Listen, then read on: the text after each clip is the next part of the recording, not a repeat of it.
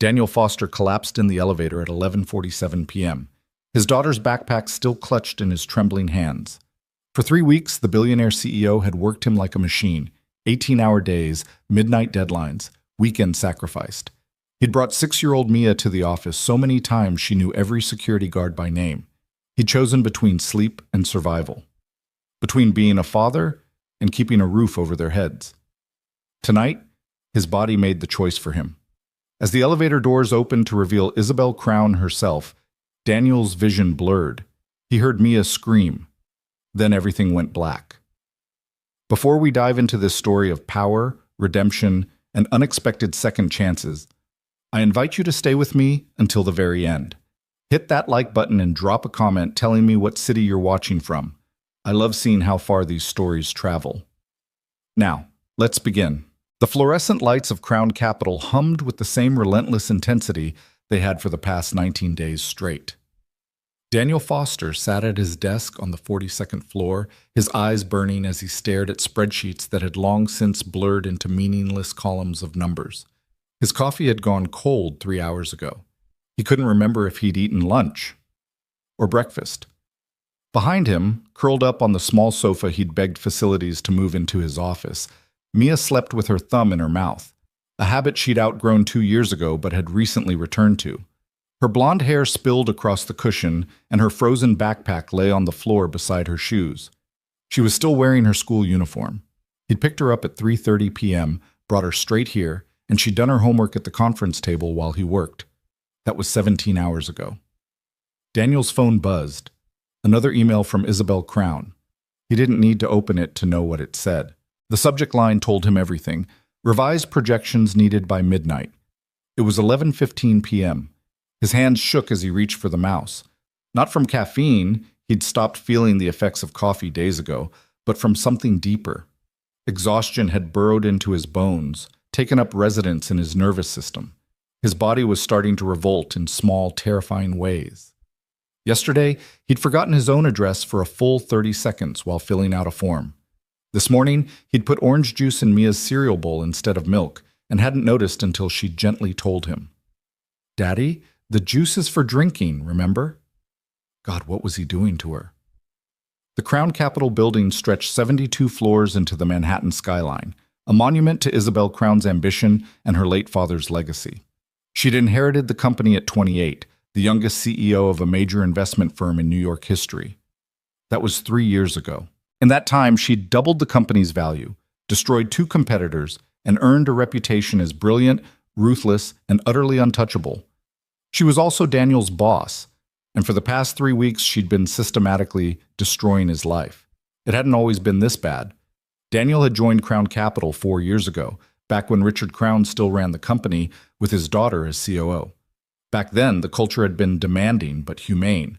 Richard had actually asked about Daniel's wife, Emma, and baby Mia. He'd sent flowers when Emma died of an aneurysm 2 years later, had given Daniel a month of bereavement leave, had personally assured him that the company would support him as a single father. Richard Crown had been a hard man, but a good one. Isabel was just hard. She'd taken over 18 months ago, and the transformation had been immediate. Late nights became the norm, weekends were no longer sacred. The unspoken rule became simple. If you wanted to succeed at Crown Capital, you sacrificed everything else. Your health, your relationships, your humanity. Daniel had tried to maintain boundaries. For Mia's sake, he'd pushed back on the most unreasonable demands, had left at 6 p.m. when he could, had protected his weekends like a fortress. For a while, it had worked. His performance reviews were stellar. His analyses had saved the company millions. He was good at his job, exceptional even, and that had bought him some flexibility. Then came the Thornfield merger. 6 weeks ago, Isabel had announced Crown Capital's plan to acquire Thornfield Industries, a manufacturing conglomerate worth $4.2 billion. It was the biggest deal in the company's history, the move that would cement Isabel's reputation as a force to be reckoned with. She'd assembled a core team of 12 analysts to handle the due diligence, valuation, and integration planning. Daniel was the senior analyst, which meant he carried the weight of the entire operation. "I need you to be perfect," Isabel had told him in their first meeting, her green eyes sharp as broken glass. Not good. Not great. Perfect. This deal defines my career, which means it defines yours. Understood? He'd understood. He'd nodded. He'd thrown himself into the work with the dedication that had always served him well. But Isabel's version of perfection was a moving target, a horizon that receded with every step he took toward it. Every analysis he completed came back with more demands. Every model he built needed another scenario, another sensitivity test, another impossible deadline. The board meets in 6 hours. I need the revised debt structure analysis. The Thornfield CEO wants new projections by morning. Don't leave until they're done. This isn't good enough, Daniel. Redo it. The first all-nighter had been hard but manageable. He'd called his neighbor, Mrs. Chen, who sometimes watched Mia. She'd kept her overnight, given her breakfast, taken her to school. The second all-nighter, 3 days later, Mrs. Chen had been visiting her daughter in Boston. That's when Daniel had started bringing Mia to the office. At first, it had seemed almost adventurous to her. "We're having a sleepover at Daddy's work," she'd said, delighted. She'd explored the break rooms, charmed the night security staff, drawn pictures at the conference table.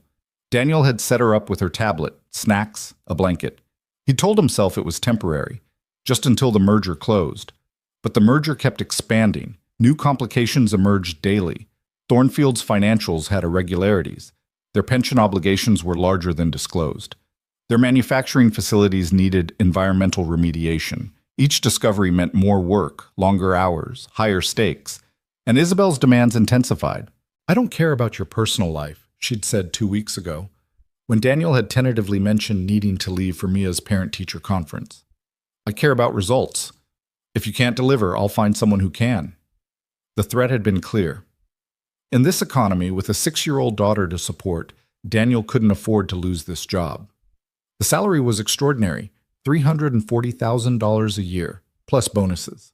It paid for their small but safe apartment in a good school district, for Mia's after-school program, for the therapist she saw once a week to help her process her mother's death.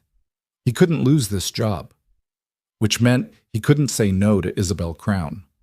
So he'd miss the parent-teacher conference, and Mia's ballet recital, and the class field trip to the Museum of Natural History that she'd been talking about for weeks, and pizza night with her best friend Sophie, and bedtime stories, and morning pancakes, and everything that made him a father instead of just a provider. Now, staring at his computer screen at 11:15 p.m. with his daughter asleep behind him, and Isabel's latest impossible demand glowing in his inbox, Daniel felt something crack inside his chest. He opened the email. "Daniel, the projections you sent are unacceptable. The sensitivity analysis is too narrow, and you've failed to account for currency fluctuation in the European subsidiaries. I need a complete revision with at least 15 scenario variations. Due by midnight. No excuses. This is your job. Do it." "I see. Midnight. 45 minutes away." 15 scenario variations would take at least 4 hours of focused work. Maybe 6, given how exhausted he was. Daniel's hands fell away from the keyboard. He stared at the screen, and for the first time in his professional career, he felt the urge to simply walk away. To wake up Mia, carry her to the car, drive home, and never come back. But he couldn't. The mortgage was due in 8 days. Mia's therapy session was on Friday, $200 out of pocket after insurance. The car needed new brakes. His mother in Arizona needed help with her medical bills. He couldn't walk away. So he did what he'd been doing for 3 weeks straight. He pushed everything down, the exhaustion, the rage, the despair, and he started working. His fingers moved across the keyboard with mechanical precision. He pulled up the European subsidiary data, cross-referenced exchange rates, built new models. The numbers swam before his eyes, but muscle memory carried him through. He'd done this kind of analysis hundreds of times. His body knew the motions even when his brain started to fog. At 11:47 p.m., Daniel stood up to refill his coffee. His legs buckled slightly. He'd been sitting for 6 hours straight, but he caught himself on the desk. He glanced at Mia, still sleeping. Her chest rose and fell with the slow rhythm of childhood dreams. What did she dream about? Did she dream about having a father who showed up? Who remembered her school events? Who didn't drag her to an office at midnight? The thought was too painful. He pushed it away. He made it to the elevator. pressed the button for the lobby level where the executive kitchen was stocked with better coffee than the break room sludge. The doors opened. He stepped inside. That's when his vision started to tunnel. It began at the edges, a creeping darkness that felt almost gentle. Daniel blinked, thinking it was just fatigue. But the darkness kept spreading, closing in like a fist around his sight. His heart began to race, not the normal elevated rhythm of stress, but something erratic and terrifying. The elevator lurched downward. Or maybe that was him. Daniel grabbed for the handrail, but his fingers wouldn't close properly. His hand slid down the metal bar, useless. The fluorescent lights overhead seemed to pulse and dim. His knees gave out. He thought of Mia, alone in his office, and tried to stay upright through sheer force of will. His body had other plans. Daniel Foster collapsed on the elevator floor. Mia's backpack, which he'd grabbed without thinking, some paternal instinct to keep her things close, clutched against his chest.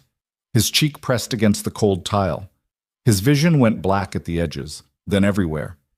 The last thing he heard before unconsciousness took him was the elevator ding, the doors sliding open, and a woman's sharp intake of breath. Then nothing. When consciousness returned, it came in fragments. Voices. Multiple voices, urgent and overlapping. Pulses thready. Call an ambulance. Sir, can you hear me? Where's his daughter? Someone said he has a daughter. Daniel's eyes fluttered open. The ceiling above him was unfamiliar, white tile instead of his office's acoustic panels. He was on the floor. People were crouched around him. A security guard. Someone from facilities. And Isabel Crown. She was kneeling beside him, her expression unreadable. Her dark hair was pulled back in its usual severe bun, her white blouse still crisp despite the late hour. But something in her eyes was different, uncertain. Daniel! Her voice was sharp, commanding. Can you hear me? He tried to speak, but his mouth was too dry. He managed a nod. Where's Mia? The question came from his own lips, raspy and desperate. The security team is getting her from your office right now, Isabel said. She's safe. Relief flooded through him, so intense it made his eyes sting. Mia was safe. That was all that mattered. The ambulance is 3 minutes out, someone said. I don't need an ambulance, Daniel croaked, trying to sit up. I need to finish the projections. Isabel's hand came down on his shoulder, firm and unyielding. Don't move. You collapsed, Daniel. You're going to the hospital. The midnight deadline. Fuck the deadline. The words hung in the air, shocking in their profanity and their source. Isabel Crown didn't swear. She was controlled, polished, perfect. But she'd just cursed, and her hand was still on Daniel's shoulder, and she was looking at him with something that might have been concern. Before Daniel could process this, he heard a sound that cut through everything else. Mia's voice, high and terrified. Daddy! She appeared in his field of vision, her face streaked with tears, her blonde hair wild from sleep. A security guard was trying to hold her back gently, but she wrenched free and threw herself down beside Daniel. Daddy, wake up! Please wake up! I'm awake, sweetheart, Daniel managed, his voice breaking. I'm okay. But Mia was sobbing now, her small hands clutching at his shirt. You fell down. They said you fell down and I woke up and you were gone. I'm sorry, baby. I'm so sorry. He tried to pull her close, but his arms were shaking too badly. Instead, Isabel reached out and gently guided Mia to sit beside Daniel, her hand on the child's back.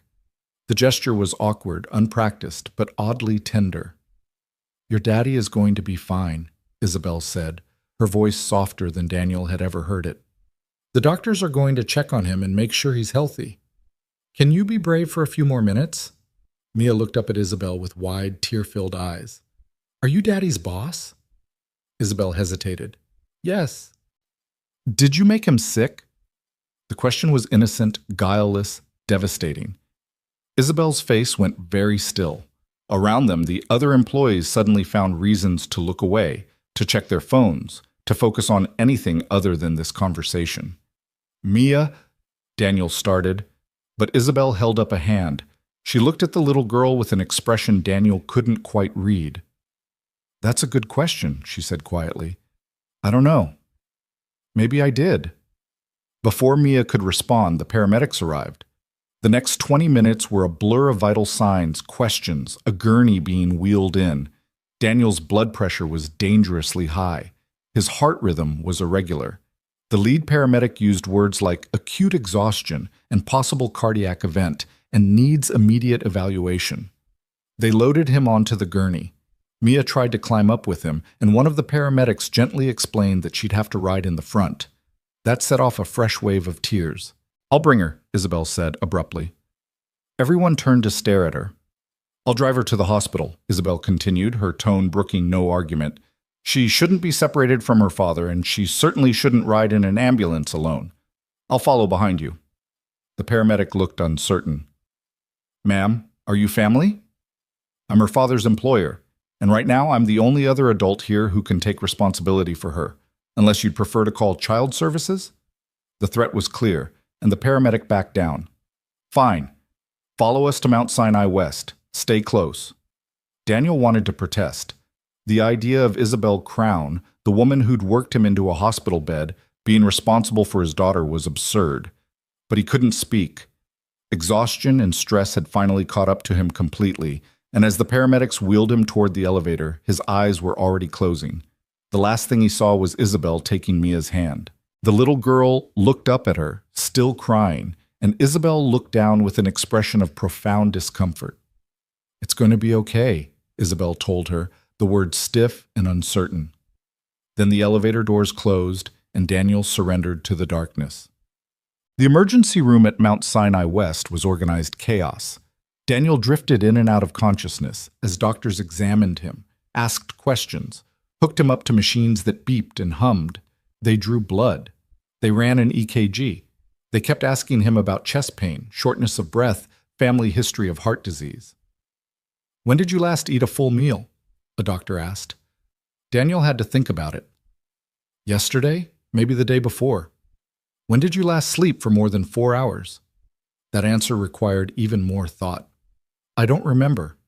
The doctor, a woman in her 50s with kind eyes and gray hair, gave him a long, searching look.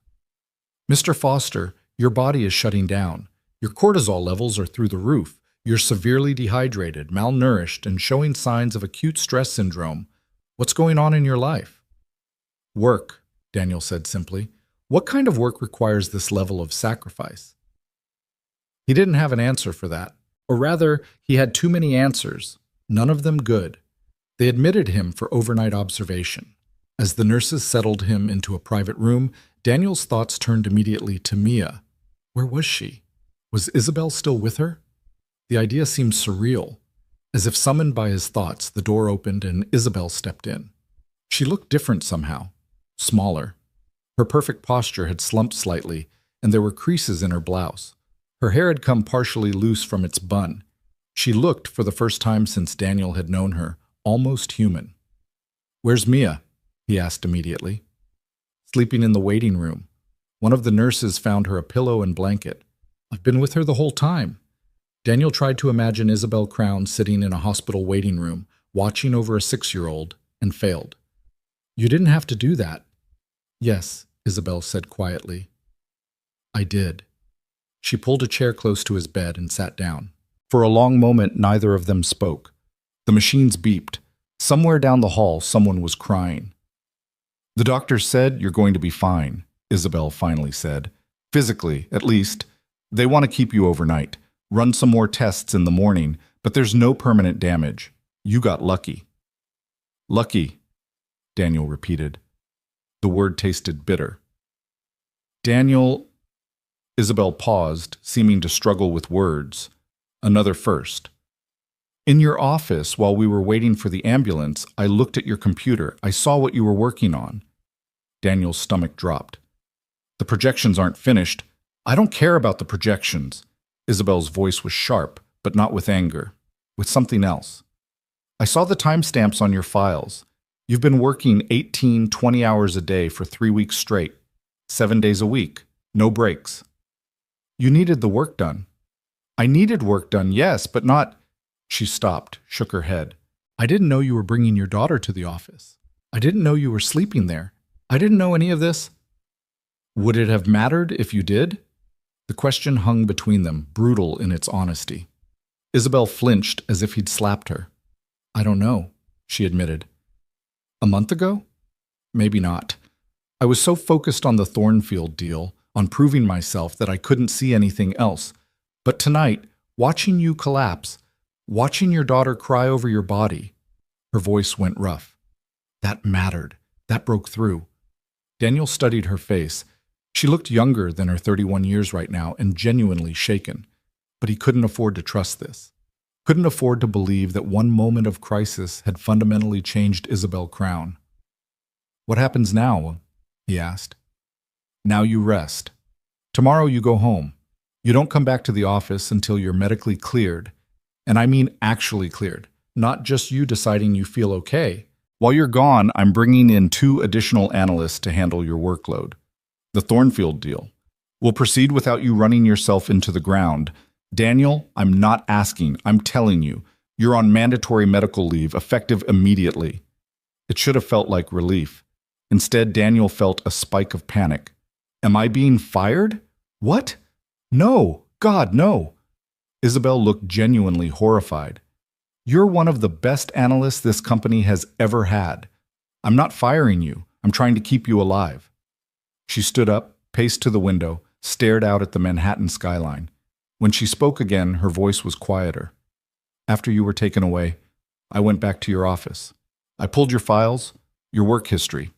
Did you know you single-handedly caught a $14 million error in the Thornfield pension calculations? An error that would have blown up in our faces after acquisition? Daniel hadn't known she'd seen that. It was just doing my job. You saved this deal, possibly saved the entire company from a catastrophic mistake, and I didn't even know about it because you buried it in a footnote of a report I barely skimmed. She turned to face him. You've been carrying this company, carrying me, for weeks, and what did you get in return? Impossible deadlines. Midnight emails. No recognition. No support. That's corporate culture, Daniel said, trying to keep the bitterness out of his voice. That's just how it works. That's how I made it work. Isabel's jaw tightened. My father built this company on hard work and high standards. When he died, everyone was waiting for me to fail. The board, the competitors, the media. They all expected the girl CEO to crash and burn within a year. So I pushed harder than he ever did. I demanded more. I accepted no excuses, no weakness. I thought that's what leadership meant. And now? Now I'm realizing that there's a difference between high standards and cruelty, between pushing people to excellence and pushing them into hospital beds. She returned to the chair, sat down heavily. I saw your daughter's face tonight, Daniel. The terror. The confusion. She's 6 years old, and she asked me if I made her father sick. What kind of leader am I if that's the truth? Daniel didn't have an answer. He was too tired, too overwhelmed, but something in Isabel's face, the genuine shame, the dawning horror of self-awareness, made him believe she was serious. I need to check on Mia, he said instead. Of course. Isabel stood. I'll bring her in. She left, and Daniel lay back against the pillows, his mind reeling. In the past 3 hours, his entire world had tilted on its axis. He'd collapsed, been hospitalized, seen his boss, his ruthless, unfeeling boss, kneel beside him on an elevator floor, heard her swear, watched her take responsibility for his daughter. The door opened again, and Mia rushed in.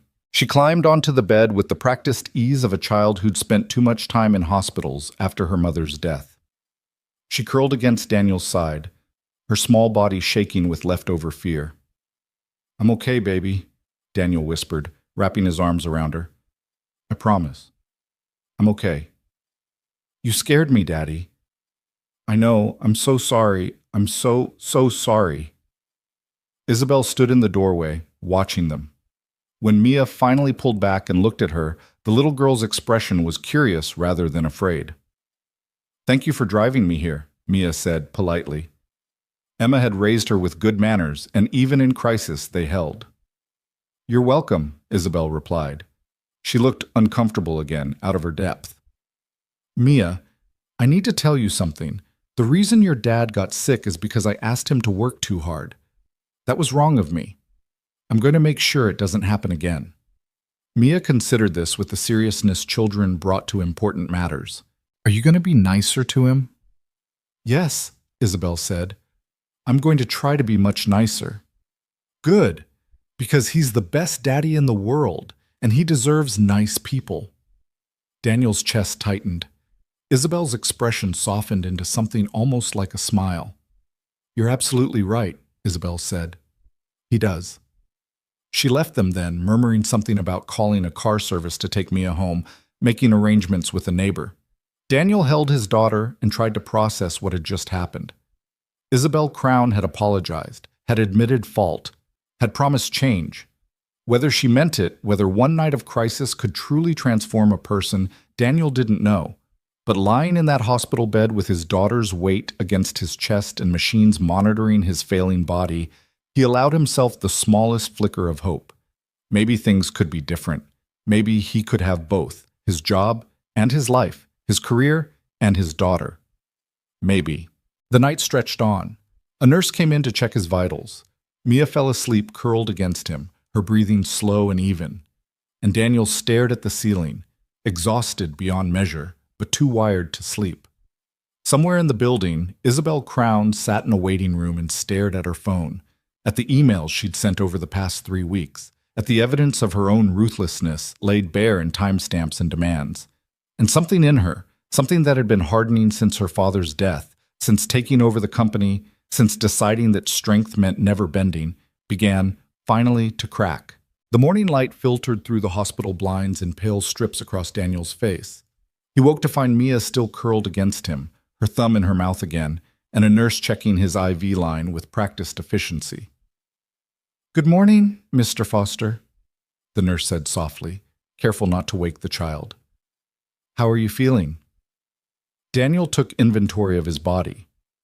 Exhausted, yes, but the trembling had stopped.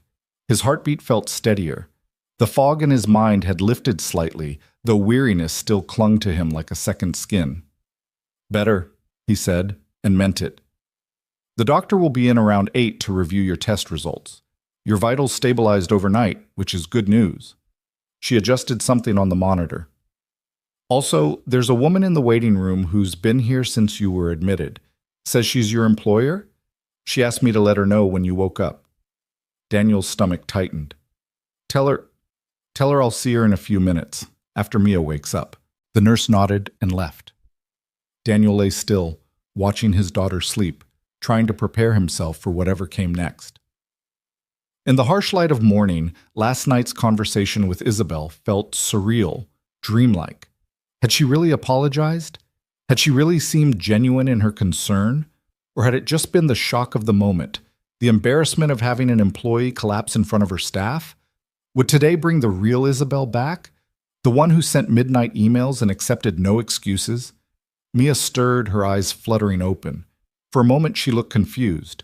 Then memory returned and fear flashed across her face. "Daddy?" "I'm right here, sweetheart. I'm okay." She sat up, studying his face with an intensity that broke his heart. When had his 6-year-old learned to look at him with such worry? When had she started checking to make sure he was still breathing? "Can we go home?" she asked. "Soon. The doctor needs to check on me first, but then, yes, we'll go home." "And you won't go to work?" The question was careful, hopeful, cautious. Daniel pulled her close. "Not for a while. I'm going to stay home with you for a few days. We'll have breakfast together, and I'll take you to school, and maybe we can go to the park after. Would you like that?" Mia's face lit up with such pure joy that Daniel felt physically ill. When had the simple promise of his presence become something extraordinary? When had he let his job steal so much of himself that his daughter was shocked by the prospect of a normal day together? "Really? You promise?" "I promise." A knock at the door interrupted them. Isabel stepped in, and Daniel was struck again by how different she looked. She changed clothes. Someone must have brought her fresh things, or she'd gone home briefly. And her hair was down, falling in dark waves around her shoulders. Without the severe bun and corporate armor, she looked younger, almost vulnerable. "I'm sorry to interrupt," she said. "I wanted to check on you before I headed to the office." "You stayed all night?" Daniel asked. "I did. I wanted to make sure—" She trailed off, glanced at Mia, then back to Daniel. I wanted to make sure you were okay. Mia watched Isabel with open curiosity. Are you going to make my daddy work today? No, Isabel said firmly. Your daddy is going to rest, and when he's ready to come back, things are going to be different. I promise. The word promise seemed to carry weight when Isabel said it. She looked at Daniel as she spoke, her green eyes serious. I've already sent an email to the team. You're on medical leave, no arguments. Marcus and Jennifer are taking over your portions of the Thornfield analysis. I've also scheduled a meeting with HR this afternoon to discuss restructuring our workload expectations across the department. Daniel blinked. Marcus and Jennifer were junior analysts, talented but inexperienced. They're not ready for... Then they'll learn. And if they can't handle it, I'll bring in external consultants. Daniel, you need to understand something. This company will survive without you working yourself to death. It has to, because I won't accept the alternative anymore. She paused. I won't accept who I became to make that alternative necessary. The words hung in the air between them. Mia looked between the two adults, not understanding the full context, but sensing the importance of the moment. There's something else, Isabel continued. Last night, after you were stabilized, I went back to the office. I spent hours going through your work from the past month, not just the Thornfield files, but everything. Daniel's chest tightened. And I found 3 major errors in reports I had approved, errors you'd caught and corrected without telling me. I found notes in margins where you'd saved me from making catastrophic recommendations to clients. I found a pattern of you quietly fixing problems, protecting the company's reputation, doing work far beyond your job description, all while I was sending you more demands. She pulled a chair close to the bed and sat down, her hands clasped tightly in her lap. There was one file in particular, a memo you'd started writing 2 weeks ago but never sent.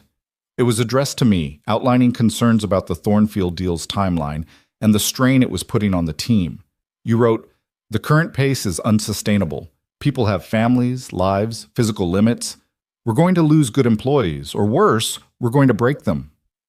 Isabel's voice went soft. You wrote that 2 weeks ago, Daniel. You saw this coming, and I didn't listen because you never sent it. Why didn't you send it? Daniel glanced at Mia, who was listening with wide eyes.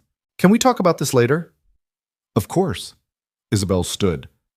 I've arranged for a car service to take you and Mia home whenever the doctor clears you, and I've contacted Mrs. Chen, your neighbor. She's agreed to stay with Mia for a few days while you recover. The company is covering her fee.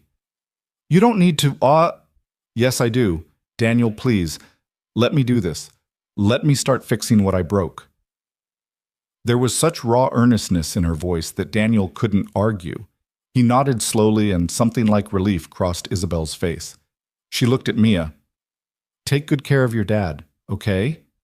Make sure he rests. I will, Mia said solemnly. I'm good at taking care of people. I took care of Mommy before she went to heaven. The innocence of the statement, the casual mention of loss, made Isabel's expression crack. She blinked rapidly, nodded, and left without another word. When she was gone, Mia looked up at Daniel. Daddy, is your boss sad? I think she might be, sweetheart. Why? How did you explain to a 6-year-old the complex weight of guilt, of self-recognition, of realizing you'd caused harm? Daniel settled for simplicity. Because she made a mistake, and now she knows it. And knowing you hurt someone can make you very sad. Mia considered this with the gravity children brought to moral questions. But she said sorry. That's what you're supposed to do when you make a mistake. You're right. That is what you're supposed to do. And then the person forgives you, and you try to be better. Out of the mouths of babes, Daniel thought. His daughter, who'd lost her mother, who'd been dragged to offices at midnight, who'd watched her father collapse from exhaustion, still believed in forgiveness and second chances. Maybe he could try to believe too. The doctor arrived an hour later, a different physician than the night before, a younger man with a tablet and a concerned expression. He reviewed Daniel's charts, asked more questions, and finally delivered his verdict. Physically, you're stable. No permanent heart damage, which is fortunate. But Mr. Foster, what happened to you last night was a warning. Your body was shutting down from chronic stress and exhaustion. If you'd continued at that pace for another week, we'd be having a very different conversation. I understand. Do you? Because I've seen this before. High-achieving professionals who think they're invincible until their bodies prove otherwise. You have a daughter who needs you. You can't provide for her if you're dead. The bluntness was jarring but effective. Daniel nodded. I hear you. Good. I'm clearing you to go home, but you're on mandatory rest for at least a week. No work, no screens if you can help it, no stress. Sleep, eat proper meals, spend time with your daughter. I'm also referring you to a cardiologist for follow-up, and I strongly recommend you speak with a therapist about stress management. Another expense. But Daniel nodded anyway. Thank you, doctor. By 10 a.m., Daniel and Mia were in the back of a town car, heading toward their apartment in Queens. Mia chattered happily about all the things they could do together. The park, the library, making cookies, watching her favorite movies. Daniel listened and tried to remember when he'd last done any of those things with her. Too long. Far too long. Mrs. Chen was waiting at their apartment, her kind face creased with worry. She'd already stocked their fridge with groceries and made a pot of soup. As she fussed over Daniel, checking his color, insisting he sit down immediately, he felt tears prick his eyes.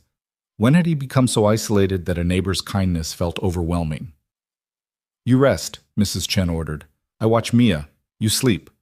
Daniel wanted to protest, to say he could manage, but exhaustion pulled at him like an undertow. He made it to his bedroom, collapsed onto the bed still fully clothed, and was asleep within minutes. He woke to darkness and panic. The clock read 6:47 p.m. He'd slept for 8 hours straight. 8 hours. When was the last time he'd done that? He stumbled out of the bedroom to find Mia and Mrs. Chen at the kitchen table coloring. Mia looked up and beamed. Daddy, you're awake. Mrs. Chen made dinner. Are you hungry?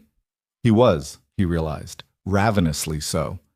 They ate together, simple chicken and rice, but it tasted like heaven. Mia talked about her day, about the pictures she'd drawn, about the story Mrs. Chen had read her. Normal things, beautiful, mundane, precious things. After dinner, after Mia's bath, after he'd tucked her into bed with 3 stories instead of the usual rushed one, Daniel sat in his living room and stared at his laptop. He should check his email, see how the Thornfield deal was progressing, make sure Marcus and Jennifer weren't drowning. But the doctor's words echoed in his mind. No work, no screens if you can help it, no stress. And beneath that, Isabel's promise. Things are going to be different. Could he trust that? Could he actually step back and let others handle what he'd been carrying alone? His phone buzzed. A text from an unknown number. It's Isabel. I got your number from HR. I hope that's okay. I wanted to check in. How are you feeling? Daniel stared at the message. Isabel Crown had never texted him before, had never checked in on him personally. He typed slowly. Better. Slept most of the day. Thank you for arranging everything. The response came quickly. Of course. I also wanted you to know I met with HR and the executive team this afternoon. We're implementing new policies, mandatory time tracking, caps on weekly hours, required days off. It's going to be company-wide. Daniel read the message twice, then typed, That's significant. It's necessary. I should have done it years ago. Daniel, I spent today really looking at how this company operates.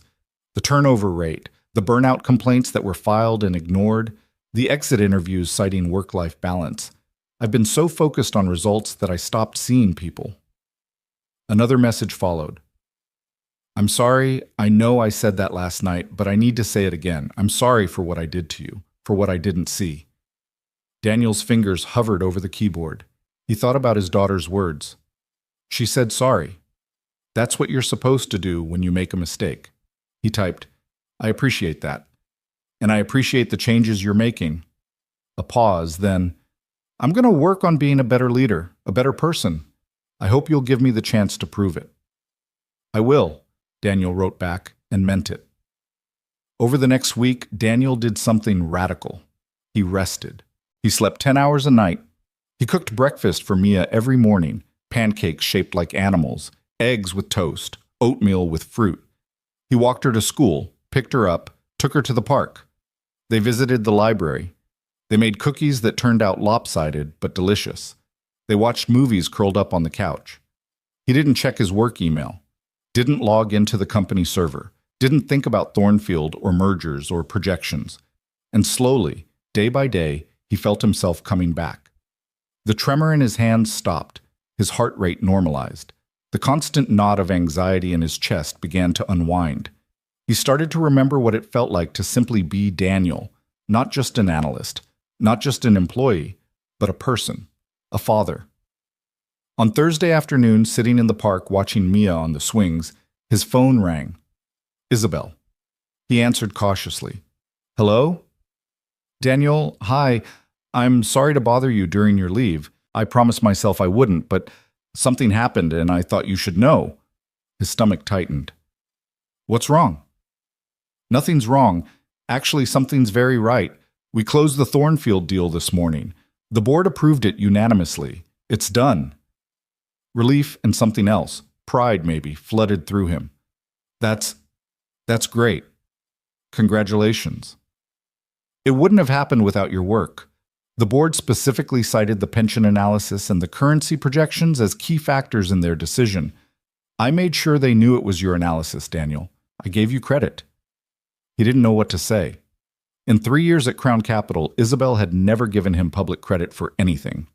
Thank you, he managed. There's more. I'm restructuring your position. When you come back, and only when you're medically cleared and ready, you'll be Senior Director of Strategic Analysis.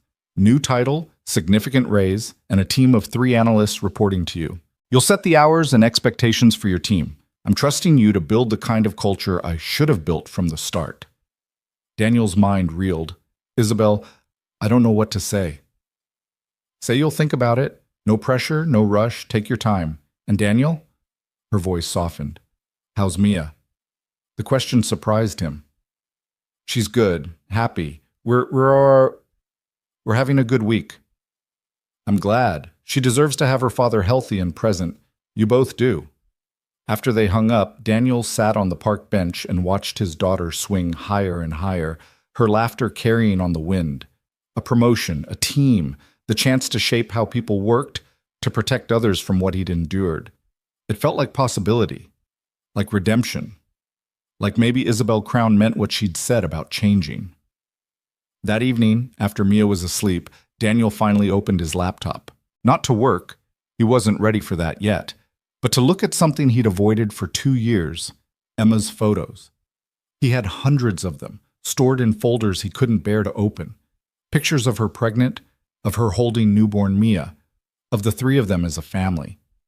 He looked through them now, tears streaming down his face, and let himself remember. Not just the loss, but the love. The way Emma had made him laugh. The way she'd believed in him. The way she'd always said, "You're a good man, Daniel Foster. Don't forget that." He'd forgotten. Somewhere in the grind of single parenthood and corporate pressure, he'd forgotten who he was outside of his survival mode. But maybe he could remember. Maybe he could rebuild. His phone buzzed, another text from Isabel. I'm sorry, one more thing, and then I'll leave you alone. I wanted you to know that I spoke with the entire department today. I told them what happened to you, and I took responsibility for creating the conditions that led to it. I promised them things would change, and I meant it. Some of them were angry, some were skeptical, but I think maybe I started to earn back a little trust today. Daniel read the message twice, then typed, That took courage. Thank you for telling me. It was the least I could do. Rest well, Daniel. You've earned it. He set the phone down and closed the laptop. Tomorrow, he'd take Mia to her rescheduled parent-teacher conference. This weekend, they'd visit his mother in Arizona, a trip he'd been putting off for months. Next week, maybe, he'd start thinking about going back to work. But tonight, he'd simply sit in the quiet apartment and breathe and be grateful for second chances. In her penthouse overlooking Central Park, Isabel sat at her desk and looked at the framed photo of her father that she kept there. Richard Crown smiled out at her, confident and proud. I'm sorry, Dad, she whispered to the empty room.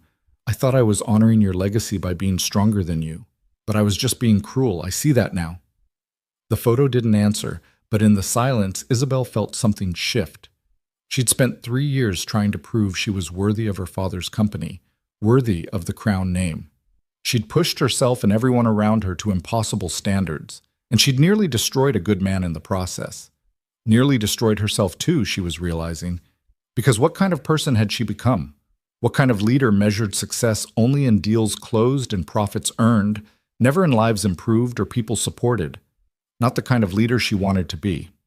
Not anymore. She opened her laptop and began to type. Not an email to the board or a memo to staff, but something more personal. A list of changes she needed to make. In the company, yes, but also in herself. Listen more. Assume less. Ask about people's lives. Remember that everyone on her staff was someone's parent, someone's child, someone's friend. That they had birthdays and fears and dreams beyond quarterly projections. That they were human, fallible, vulnerable, precious.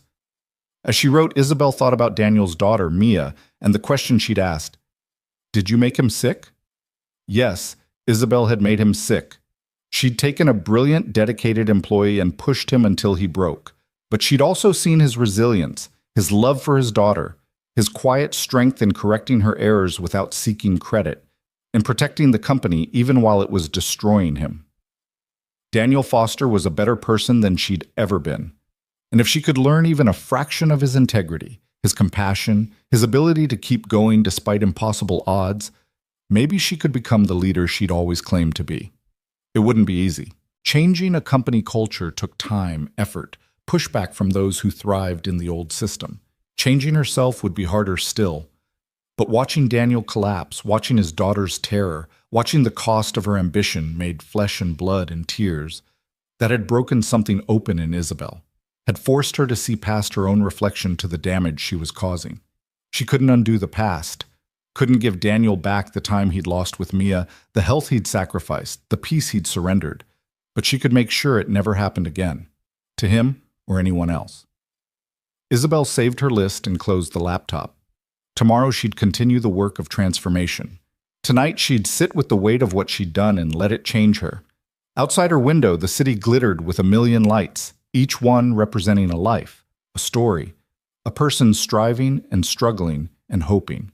For the first time in years, Isabel looked at that vast constellation of humanity and felt connected to it, felt responsible for it in a way that went beyond profit margins and corporate success, felt finally the weight of what it meant to hold power over other people's lives.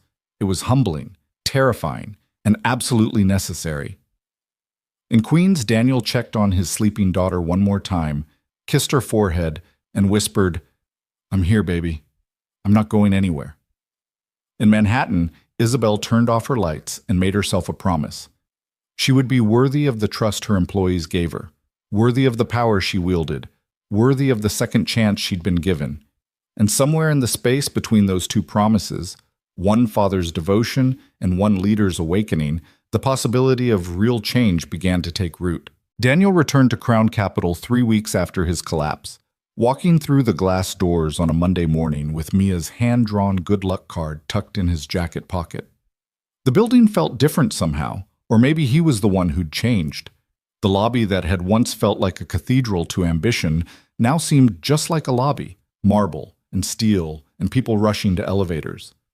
He'd been medically cleared by his cardiologist on Friday. His blood pressure was normal, his heart rhythm steady, his stress markers improved.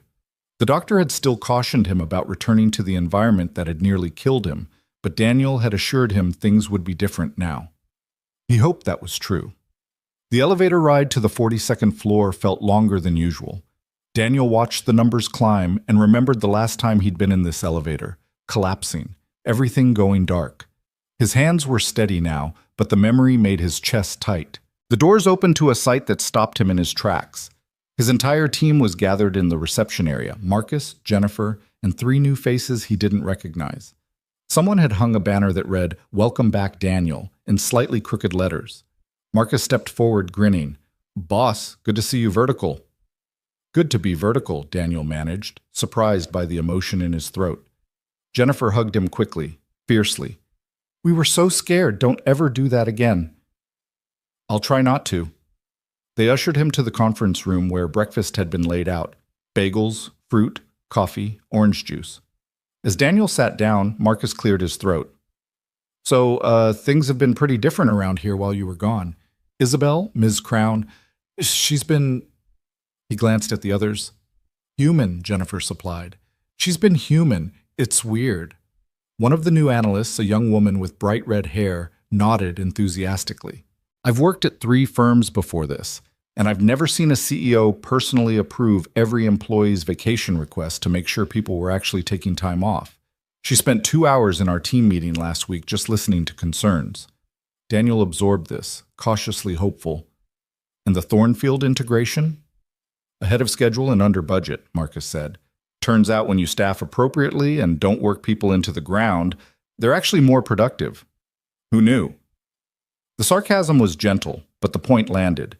They spent the next hour catching Daniel up on everything he'd missed. The successful merger completion, the new client acquisitions, the restructured workflow systems. Every change seemed designed to prevent what had happened to Daniel from happening to anyone else. Finally, Marcus glanced at his watch. You've got a meeting with Isabel at 10. She wanted to see you first thing, but we intercepted you for breakfast. Hope that's okay. More than okay, Daniel said.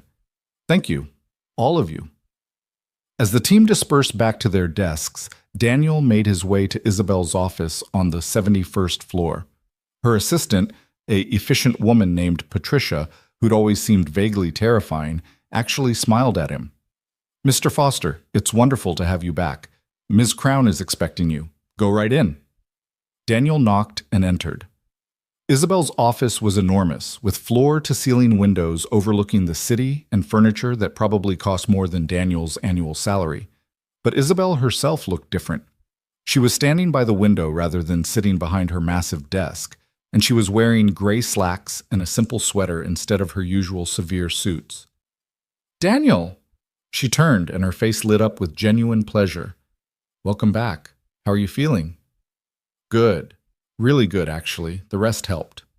I'm glad. Please, sit. Can I get you anything? Coffee? Water? They settled into the chairs by the window rather than the formal desk setup, another small signal that something had shifted. Isabel looked at him carefully, as if checking for signs of fragility. I want you to know that there's absolutely no pressure for you to jump back into your full responsibilities immediately, she said. We discussed this in the leadership meeting. You can ease back in at whatever pace feels right. I appreciate that, but I'm ready to work. I've been resting for 3 weeks. I'm going stir-crazy. Isabel smiled slightly. I understand, but Daniel, I need you to promise me something. If you ever feel overwhelmed, if the workload becomes too much, if you need time off, you tell me immediately. No suffering in silence, no pushing through until you break. Can you promise me that? The earnestness in her voice, the genuine concern in her eyes, made something in Daniel's chest loosen. I promise. But I need you to promise something too. Anything. If you see yourself slipping back into old patterns, the midnight emails, the impossible deadlines, the treating people like machines, you catch yourself. You remember what happened. Can you promise me that? Isabel's expression went serious. I promise. Actually, I've been seeing a therapist twice a week since you collapsed. She's helping me understand some of the patterns I developed after my father died. The need for control, the equating of rest with weakness, it's been illuminating. Daniel hadn't expected that level of vulnerability. That takes courage. So does coming back here after what I put you through. Daniel, I want to show you something. She pulled out her phone and opened a document. This is the new company policy manual.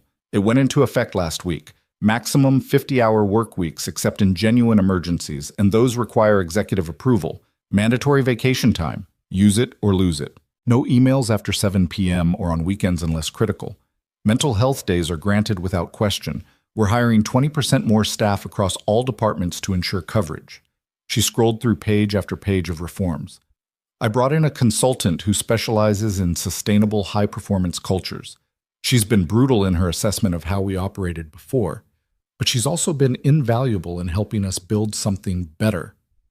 Daniel read through the policies, his eyebrows rising higher with each section. This is comprehensive. It has to be. I can't trust myself to just be better without systems in place. I needed to change the structure, not just my intentions.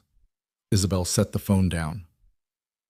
Your new team starts today. 3 analysts reporting to you, all experienced, all fully briefed. Your job is to direct strategy and mentor them, not to do everything yourself. That's non-negotiable. I saw them at breakfast. They seem great. They are. And Daniel? Your salary has been adjusted to reflect your new role. It's in the offer letter Patricia will give you, along with equity options and a signing bonus that I hope begins to compensate for what I put you through. She handed him an envelope. Daniel opened it, saw the numbers, and nearly dropped the paper. The salary was almost double what he'd been making. The signing bonus alone was more than he'd earned in his first 2 years at the company. Isabel, this is fair. It's fair, Daniel. You saved this company multiple times over. You deserve to be compensated accordingly. More than that, you deserve to be valued. Daniel's throat felt tight. He remembered the version of Isabel who'd sent him midnight demands, who told him she didn't care about his personal life.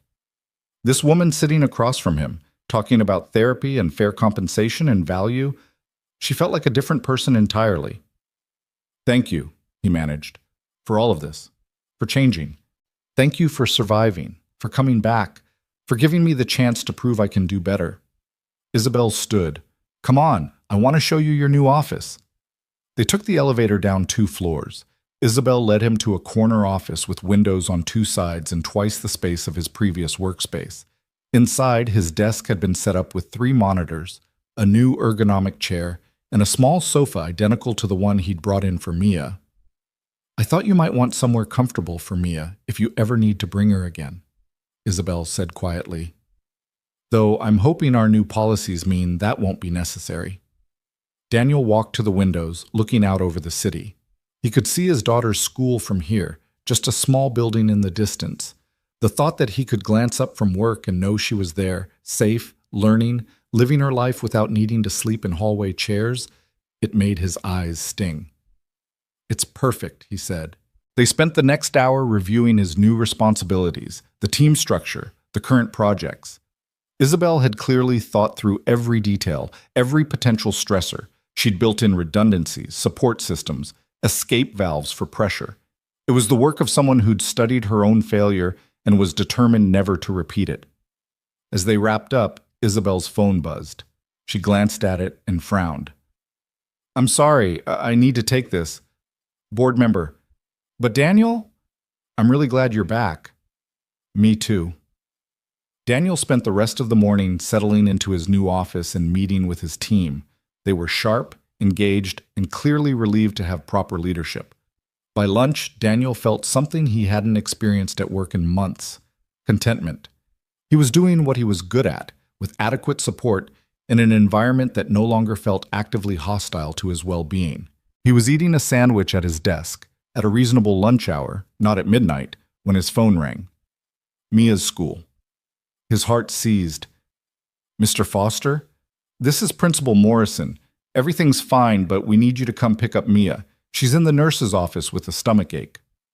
Daniel was out the door before the principal finished speaking. He texted his team that he had a family emergency and drove to the school, his mind racing through possibilities. Was she really sick? Was this trauma from the weeks he'd been absent manifesting physically? Had he damaged her more than he'd realized? He found Mia in the nurse's office, curled up on a cot, looking small and miserable. When she saw him, her face crumpled. Daddy? He scooped her up, felt her forehead. No fever? What hurts, baby? My tummy, and I miss you. I know you're at work, but I just really missed you. The nurse, a kind woman in her 50s, gave Daniel a knowing look. She's not sick, Mr. Foster. She's anxious. It happens sometimes after a parent has a medical event. The child becomes hypervigilant about separation. Daniel's heart broke and mended simultaneously. His daughter wasn't sick, but she was scared of losing him. Of course she was. She'd already lost her mother. Then she'd watched her father collapse. Can I take her home? He asked. I think that would be best today. But Mr. Foster, you might want to consider talking to a child psychologist, just to help her process everything. Daniel nodded, already making a mental note to call Mia's therapist for an emergency session. He He carried his daughter to the car, buckled her in, and drove home while she held his hand over the center console. "I'm sorry, Daddy. I know you need to work." "Mia, look at me." Daniel pulled over, turned to face her. "You are more important than any job. Always. If you need me, I come. No questions, no hesitation. Do you understand?" "But your boss, my boss knows that you come first. She understands. And if she didn't, I'd quit. You are my priority, sweetheart. Always." Mia's eyes filled with tears. "I was so scared when you fell down. I thought you were going to heaven like Mommy." Daniel unbuckled his seatbelt and climbed into the back seat, pulling his daughter into his arms. He let her cry, let himself cry too, both of them releasing weeks of accumulated fear and trauma. "I'm not going anywhere," he whispered into her hair. "I'm healthy now. I'm resting. I'm taking care of myself. I'm going to be here for you for a very, very long time." They sat in the parked car for 20 minutes, holding each other. Finally, Mia pulled back and wiped her eyes. "Can we go home and make grilled cheese?" "We can make anything you want." At home, they cooked together, real cooking, not rushed meals between work sessions. They made grilled cheese with tomato soup, Mia's favorite. They ate at the table instead of in front of the TV. They talked about her day, her friends, her upcoming school project on butterflies. Normal things. Beautiful, ordinary, precious things. Daniel's phone buzzed. A text from Isabel. "Patricia told me you left for a family emergency. Is everything okay?" He typed back. "Mia needed me. We're fine now." "Good. Take the rest of the day. Take tomorrow if you need it. Family comes first." Daniel stared at the message, marveling again at the transformation. 3 months ago, leaving work for a sick child would have been met with thinly veiled disapproval. Now, it was encouraged. "Thank you," he texted back. "I'll be in tomorrow." That evening, after Mia was asleep, Daniel sat at his kitchen table with a glass of wine and his laptop. He opened his personal email and found a message from his mother in Arizona. "Daniel, I've been thinking about you and Mia. I know things have been hard. If you ever need help, if you ever want to come stay for a while, we have room. Love, Mom." The offer touched him, but Daniel realized he didn't need to escape anymore. He had a job that valued him, a boss who'd learned from her mistakes, a daughter who was healing, and a future that no longer felt like a weight dragging him under. He was okay. They were okay. He wrote back, "Thanks, Mom. We're doing much better. I'll bring Mia to visit soon. Love you." As he closed the laptop, his phone rang. Isabel. At 8 p.m. Daniel felt a flicker of old anxiety before answering. "I'm sorry to call so late," Isabel said immediately. "I know it violates the new policies, but something happened, and I thought you should hear it from me." "What's wrong?" "Nothing's wrong. Actually, something's very right. Do you remember the Bergman account? The one we lost last year because they said our culture was toxic?" "I remember. They called today. They want to come back. They said they've been watching the changes we've made, the new policies, the press coverage about our cultural transformation. They're impressed. They want to meet next week about not just reinstating their account, but expanding it." Daniel sat up straighter. The Bergman account was worth $40 million annually. "That's incredible." "It's vindication," Isabel said, her voice thick with emotion. "Proof that doing the right thing isn't just morally correct, it's good business." "Daniel, I wanted to thank you." "For what?" "For being the catalyst. For breaking down so completely that I had to see what I'd become. I know that sounds terrible, thanking you for suffering, but your collapse saved this company in ways that have nothing to do with balance sheets. It saved our soul." Daniel didn't know what to say to that. The idea that his worst moment had become Isabel's turning point felt strange, complicated, oddly fitting. "I'm glad something good came from it," he finally said. "More than good. Daniel, I'm building the company my father would have been proud of. Not the one I thought he'd want, the aggressive, ruthless, winning at all costs version, but the one he actually built before I took over and perverted it. A place where excellence and humanity can coexist." They talked for a few more minutes before hanging up. Daniel sat in his quiet kitchen and thought about transformation, about how sometimes breaking down was the only way to break through to something better. The next morning, Daniel woke to Mia crawling into bed with him, her favorite stuffed rabbit tucked under her arm. "Can you take me to school today?" she asked. "Of course." They had breakfast together, scrambled eggs and toast, orange juice in the correct glasses. Daniel braided Mia's hair, something Emma used to do that he'd learned through trial and error over the past 2 years. They drove to school listening to her favorite songs, and when he walked her to her classroom, Mia hugged him tight. "I love you, Daddy." "I love you too, baby. Have a great day." "Will you pick me up?" "Absolutely. I'll be right here at 3. The promise was simple, ordinary, but Mia's smile suggested it meant everything. Daniel drove to Crown Capital feeling lighter than he had in months. He spent the morning in productive meetings, reviewing strategic analyses, mentoring his new team. At noon, he actually took a lunch break, went to a nearby cafe, ate outside, read a few chapters of a novel he'd been meaning to finish for 6 months. When he returned to his office, there was a package on his desk. No shipping label, no return address. Daniel opened it carefully and found a children's book inside. The Rabbit Who Wanted the Moon. A note was tucked in the front cover, written in elegant script. For Mia, my therapist recommended this for children processing anxiety about parent health. I hope it helps. Isabel. Daniel opened the book and read the first few pages. It was about a young rabbit whose parent got sick, and the rabbit's journey through fear toward understanding and healing. The illustrations were beautiful, the story gentle but honest. He texted Isabel, "Thank you for the book. This is incredibly thoughtful." "I wanted to help," she wrote back. "If there's anything else Mia needs, please tell me." At 3 p.m., Daniel left the office. On time, without guilt, without a pile of work calling him back. He picked up Mia from school, took her to the park, pushed her on the swings. They had dinner at home, did her homework together, read 3 stories before bed, including the new rabbit book. Mia loved it. "The rabbit was scared like me," she said, "but it got better." "Just like you're getting better," Daniel agreed. "Just like you're getting better too, Daddy," out of the mouths of babes. That weekend, Daniel did something he'd been putting off. He cleaned out Emma's closet, not to forget her, but to make space for the future. He kept her favorite sweater, the one that still smelled like her perfume, and a few special items for Mia when she was older.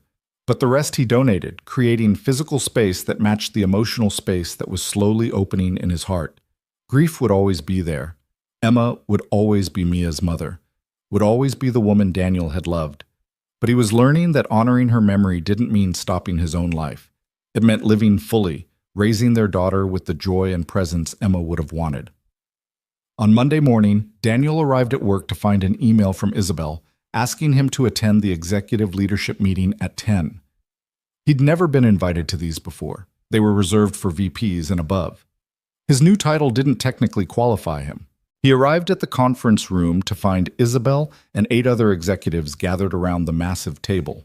Isabel gestured for him to sit. "Everyone, I've asked Daniel to join us today because I want him to present his perspective on sustainable high-performance culture.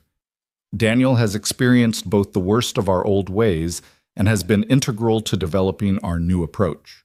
Daniel, would you mind sharing your thoughts?" Put on the spot, Daniel took a breath and spoke from the heart. He talked about the weeks of unsustainable pressure, the impossible choices between providing for his daughter and being present for her. He talked about the physical and emotional cost of a culture that measured commitment by exhaustion. And he talked about the transformation he'd witnessed, not just in policies, but in daily interactions, in how leaders asked about people's lives, in the space created for humanity alongside excellence.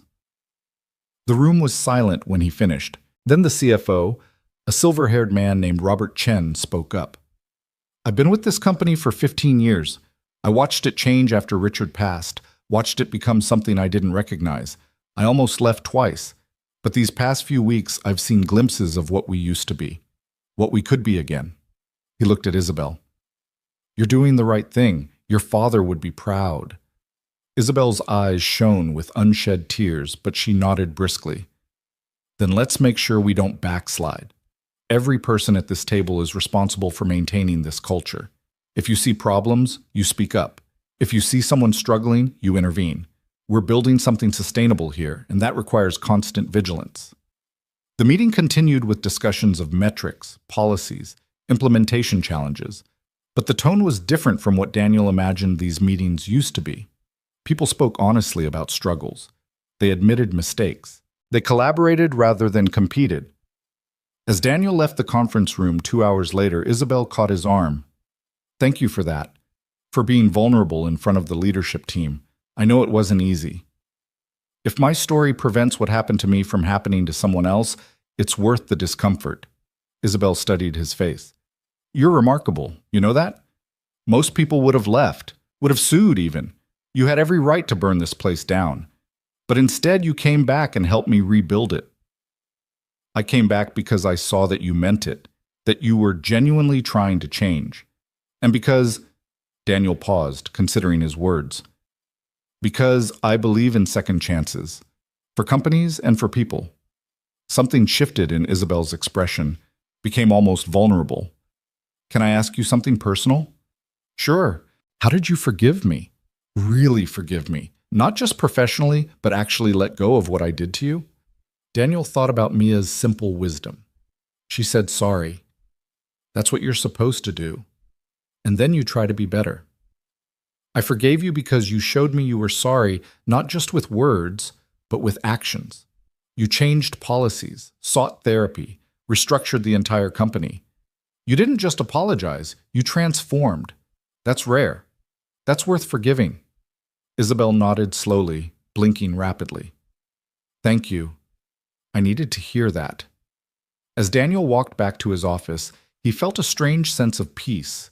The past months had been brutal, had nearly destroyed him, but they'd also led to this, meaningful change, a healthier workplace, a boss who'd found her humanity. And sometimes, Daniel was learning, the breaking was necessary for the rebuilding.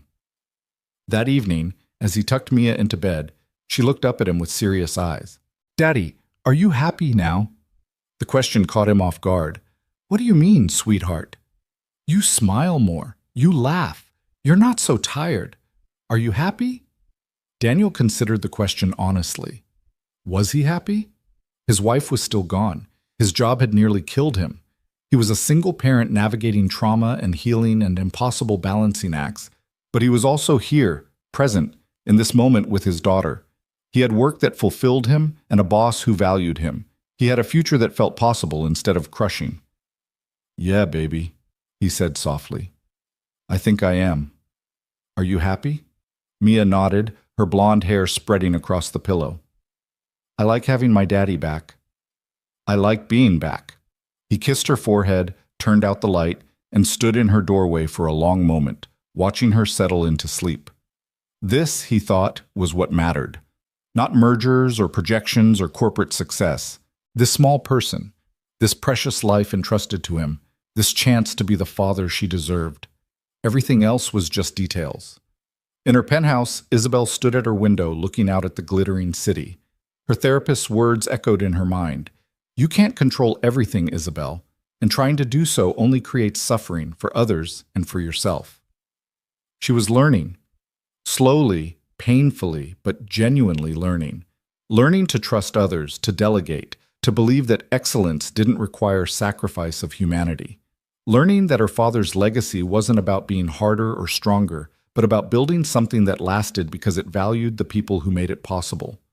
Learning, most of all, that sometimes the greatest act of leadership was admitting you were wrong and having the courage to change. She'd caused real harm. To Daniel, to countless others before him. That guilt would stay with her, should stay with her. But it didn't have to define her. She could carry it and use it to fuel transformation, to build something better. Daniel Foster had given her that chance. By surviving, by returning, by believing she could change. She wouldn't waste it. 3 months passed in a rhythm that felt almost normal. Daniel thrived in his new role, building a team culture that balanced excellence with sustainability. His analysts respected him, trusted him, and most importantly, they went home at reasonable hours with their health and relationships intact. The Bergman account came back as promised, and with it, 3 additional major clients who cited Crown Capital's cultural transformation as a deciding factor in their choice. Isabel continued her own evolution, attending therapy religiously, checking in with employees at all levels, and visibly correcting herself when she slipped into old patterns. The company wasn't perfect, old habits died hard, and there were still executives who resented the new policies. But it was undeniably better. Daniel and Isabel developed an unexpected working relationship built on mutual respect and hard-won trust. They had weekly one-on-ones where they discussed not just strategy and performance, but how his team was doing, whether anyone seemed stressed, if the workload felt sustainable. She asked about Mia regularly, remembered details about her school events, even sent a bouquet of flowers when Mia performed in her school's winter concert. It was professional, cordial, sometimes almost friendly. But it remained carefully boundaried. Daniel was grateful for the changes Isabel had made, but he never forgot what had driven those changes. The scar tissue from those brutal weeks remained, a reminder to never become complacent about his own well-being or that of his team. Then came the Friday that shattered everything. Daniel was wrapping up his day, looking forward to the weekend he'd planned with Mia. The zoo tomorrow, pancake breakfast on Sunday, maybe a movie. His phone rang just as he was packing his bag. An unknown number with an Arizona area code. "Hello? Is this Daniel Foster?" A woman's voice, official and cool. "Yes, this is Daniel." "Mr. Foster, this is Linda Marsh from Child Protective Services in Phoenix, Arizona. I'm calling about your daughter, Amelia Foster." Daniel's blood turned to ice. "What about Mia? She's at school in New York. What are you talking about?"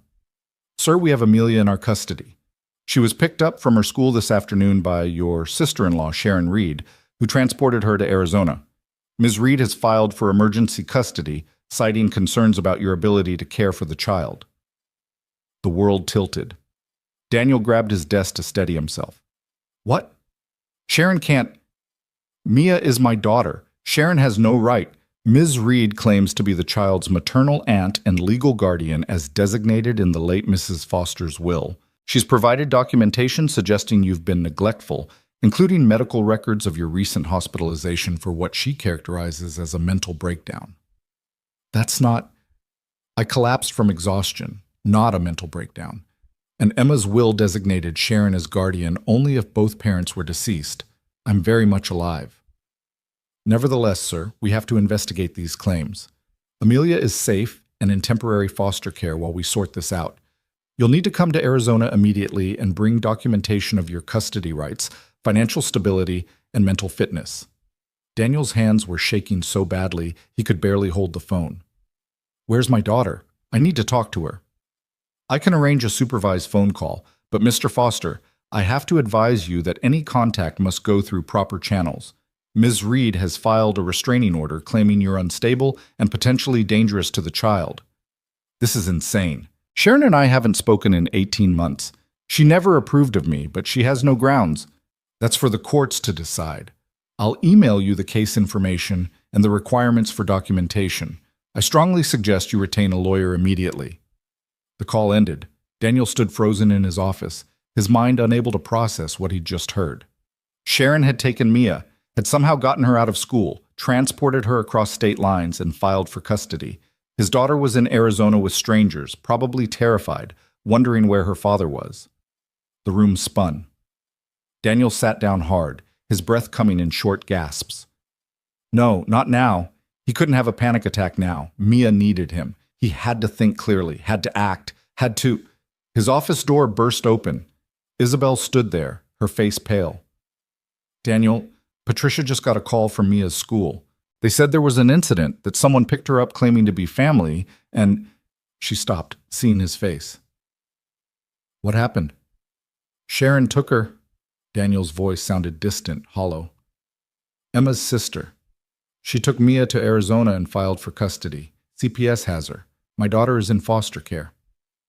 "What?" "She can't do that. That's kidnapping." "Apparently she can if she claims I'm an unfit parent. She's using my collapse as evidence of mental instability." Daniel's laugh was bitter, broken. "The thing that happened because of this job is now being used to take away my daughter."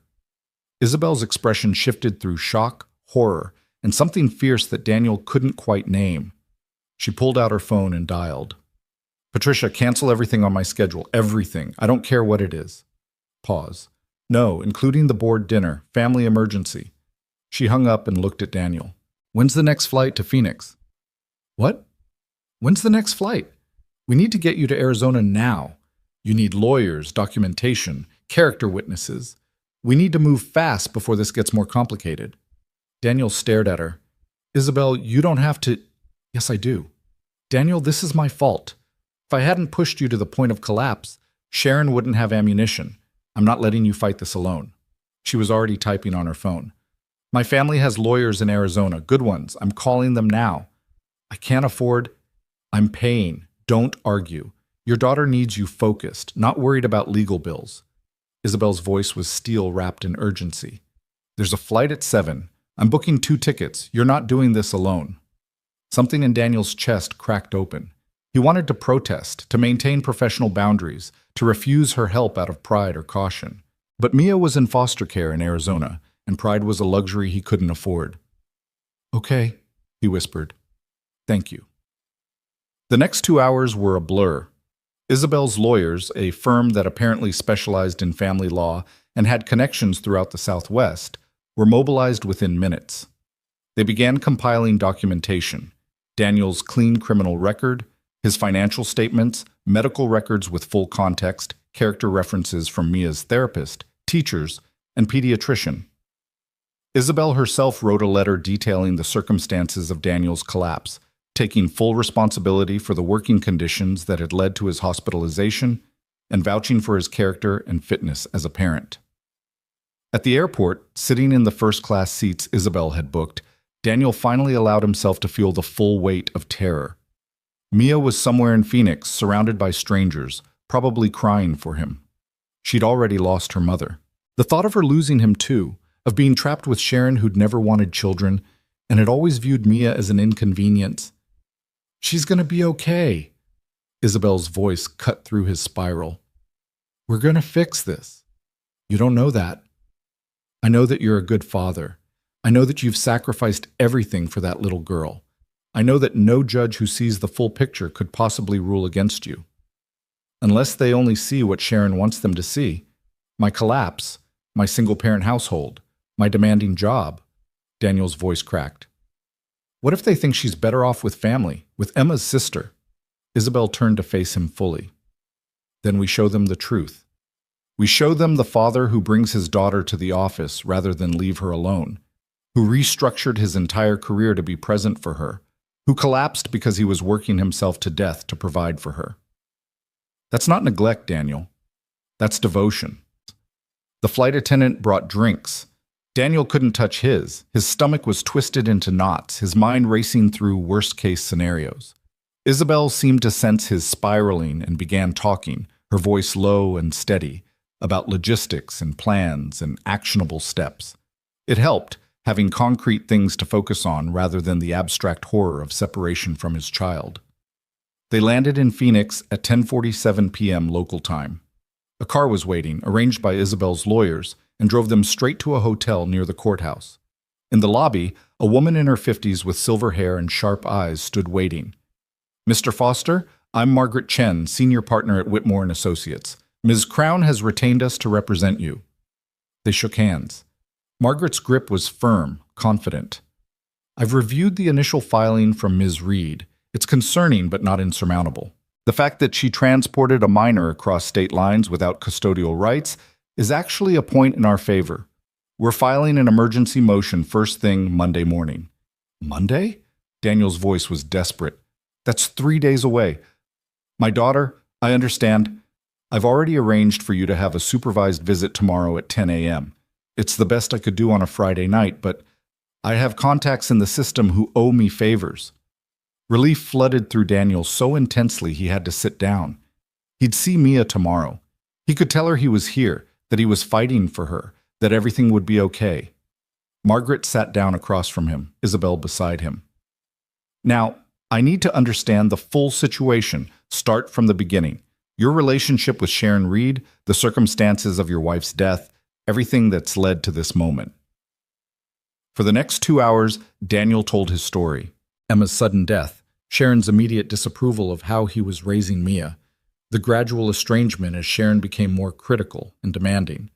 He explained about the will. Emma had written it when Mia was born, naming Sharon as guardian if both parents died, but had always meant to update it as their relationship soured. She'd never gotten the chance. He told Margaret about his job, the pressure, the collapse. He didn't spare himself or Isabel, laying out the brutal truth of what had happened and why. Isabel sat silently through it all, her face growing paler as Daniel described the weeks leading up to his hospitalization. When he finished, Margaret nodded slowly. All right, here's what we're dealing with. Sharon Reed has technically violated federal kidnapping laws by transporting Mia across state lines. However, she's claiming she acted in the child's best interest based on genuine concern, which muddies the waters. The restraining order she filed is flimsy, based entirely on your medical incident, but it gives her temporary leverage. How do we fight it? Isabel asked. We demonstrate that Mr. Foster is stable, employed, devoted, and that the child's best interest is clearly to be with her father. We also need to show that Sharon's motivations are suspect. Mr. Foster, did Sharon have any particular reason to act now, 3 months after your hospitalization? Daniel thought back. She called me 6 weeks ago, asked if I'd consider sending Mia to live with her for the summer, said I was clearly overwhelmed. I told her no, that Mia and I were doing great. She got angry, said I was being selfish, that Emma would be ashamed of me. And you haven't spoken since? No, she sent a few texts that I ignored. They were just more criticism about my parenting. Margaret made notes. We'll subpoena her phone records, show a pattern of harassment and an ulterior motive. Mr. Foster, I'm going to be blunt. This is going to be expensive and potentially ugly. Sharon will try to paint you as unstable and neglectful. She'll use your collapse, your demanding job, probably your decision to bring Mia to the office those nights. We need to be prepared for that. I'll do whatever it takes. Good. Ms. Crown, I understand you're willing to testify. Absolutely. I'll testify about the circumstances of Daniel's collapse, my responsibility for it, and the changes I've implemented since.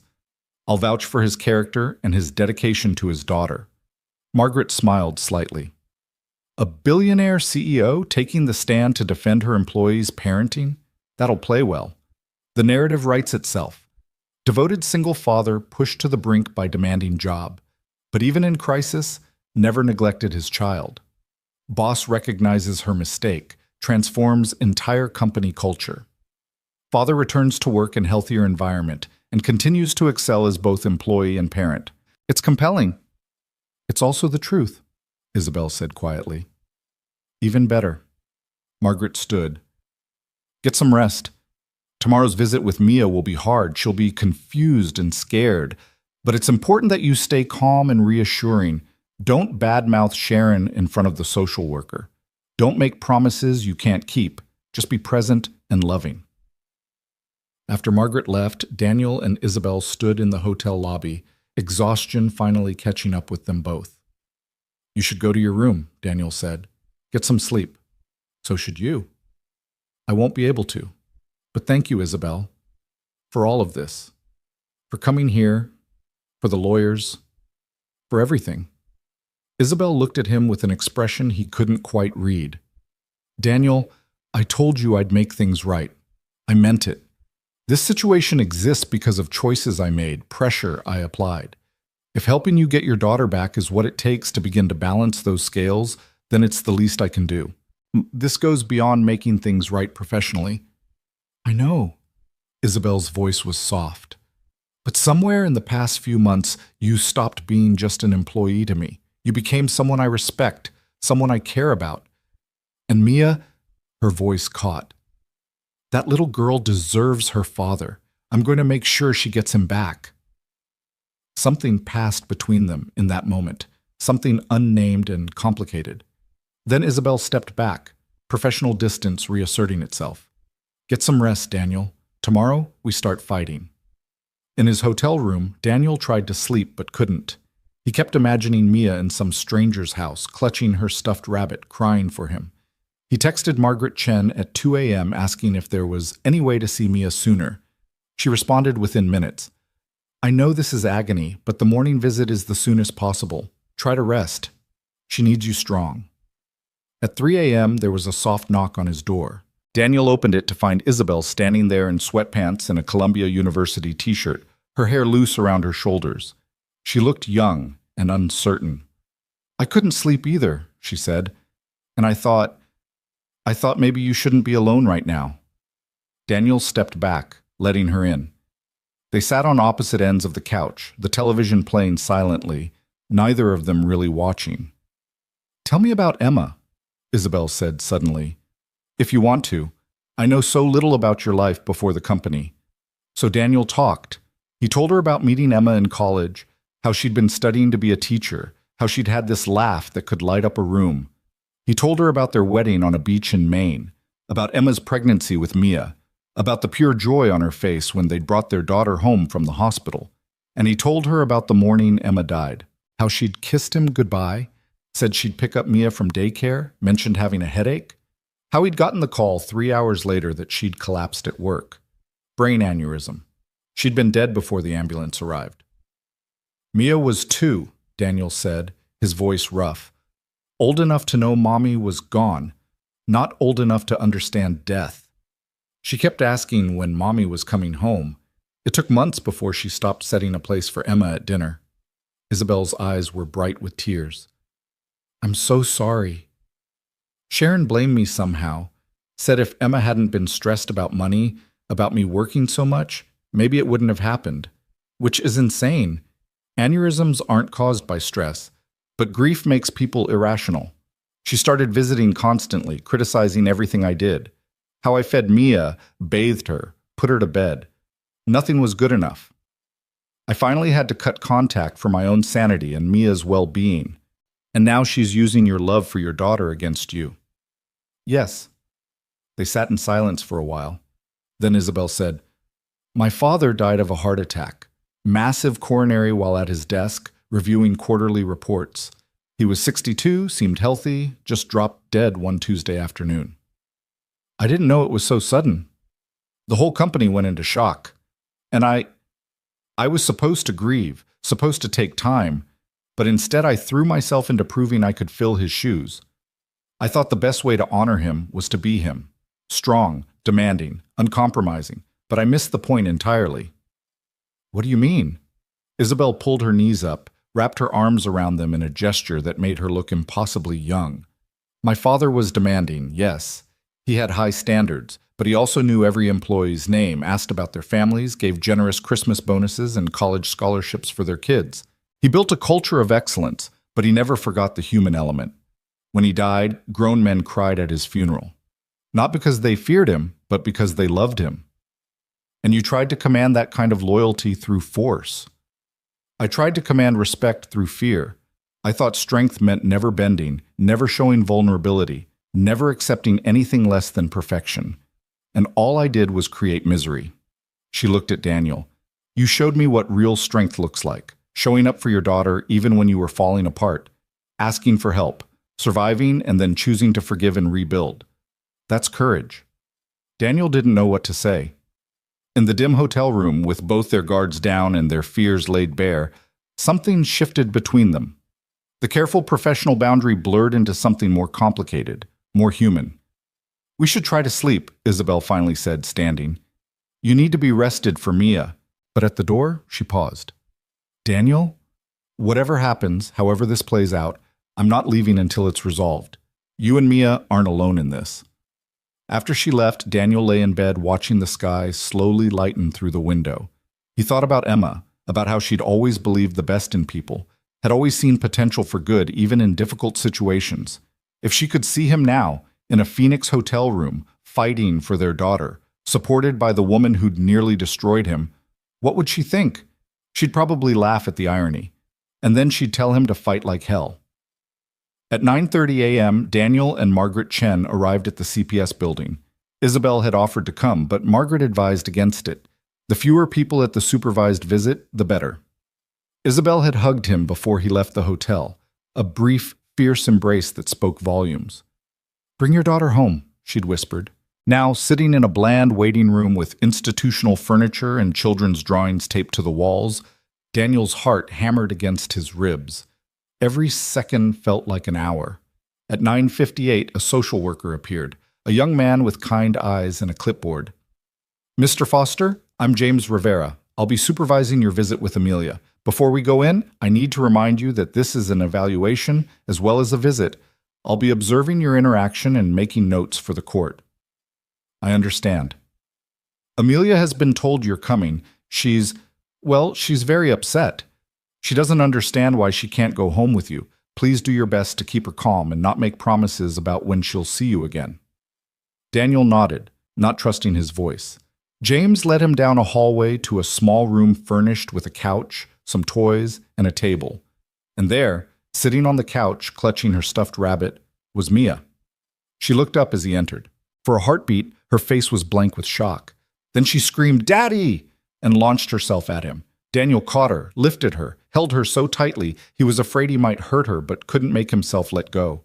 Mia was sobbing, her small body shaking, her fingers digging into his shoulders.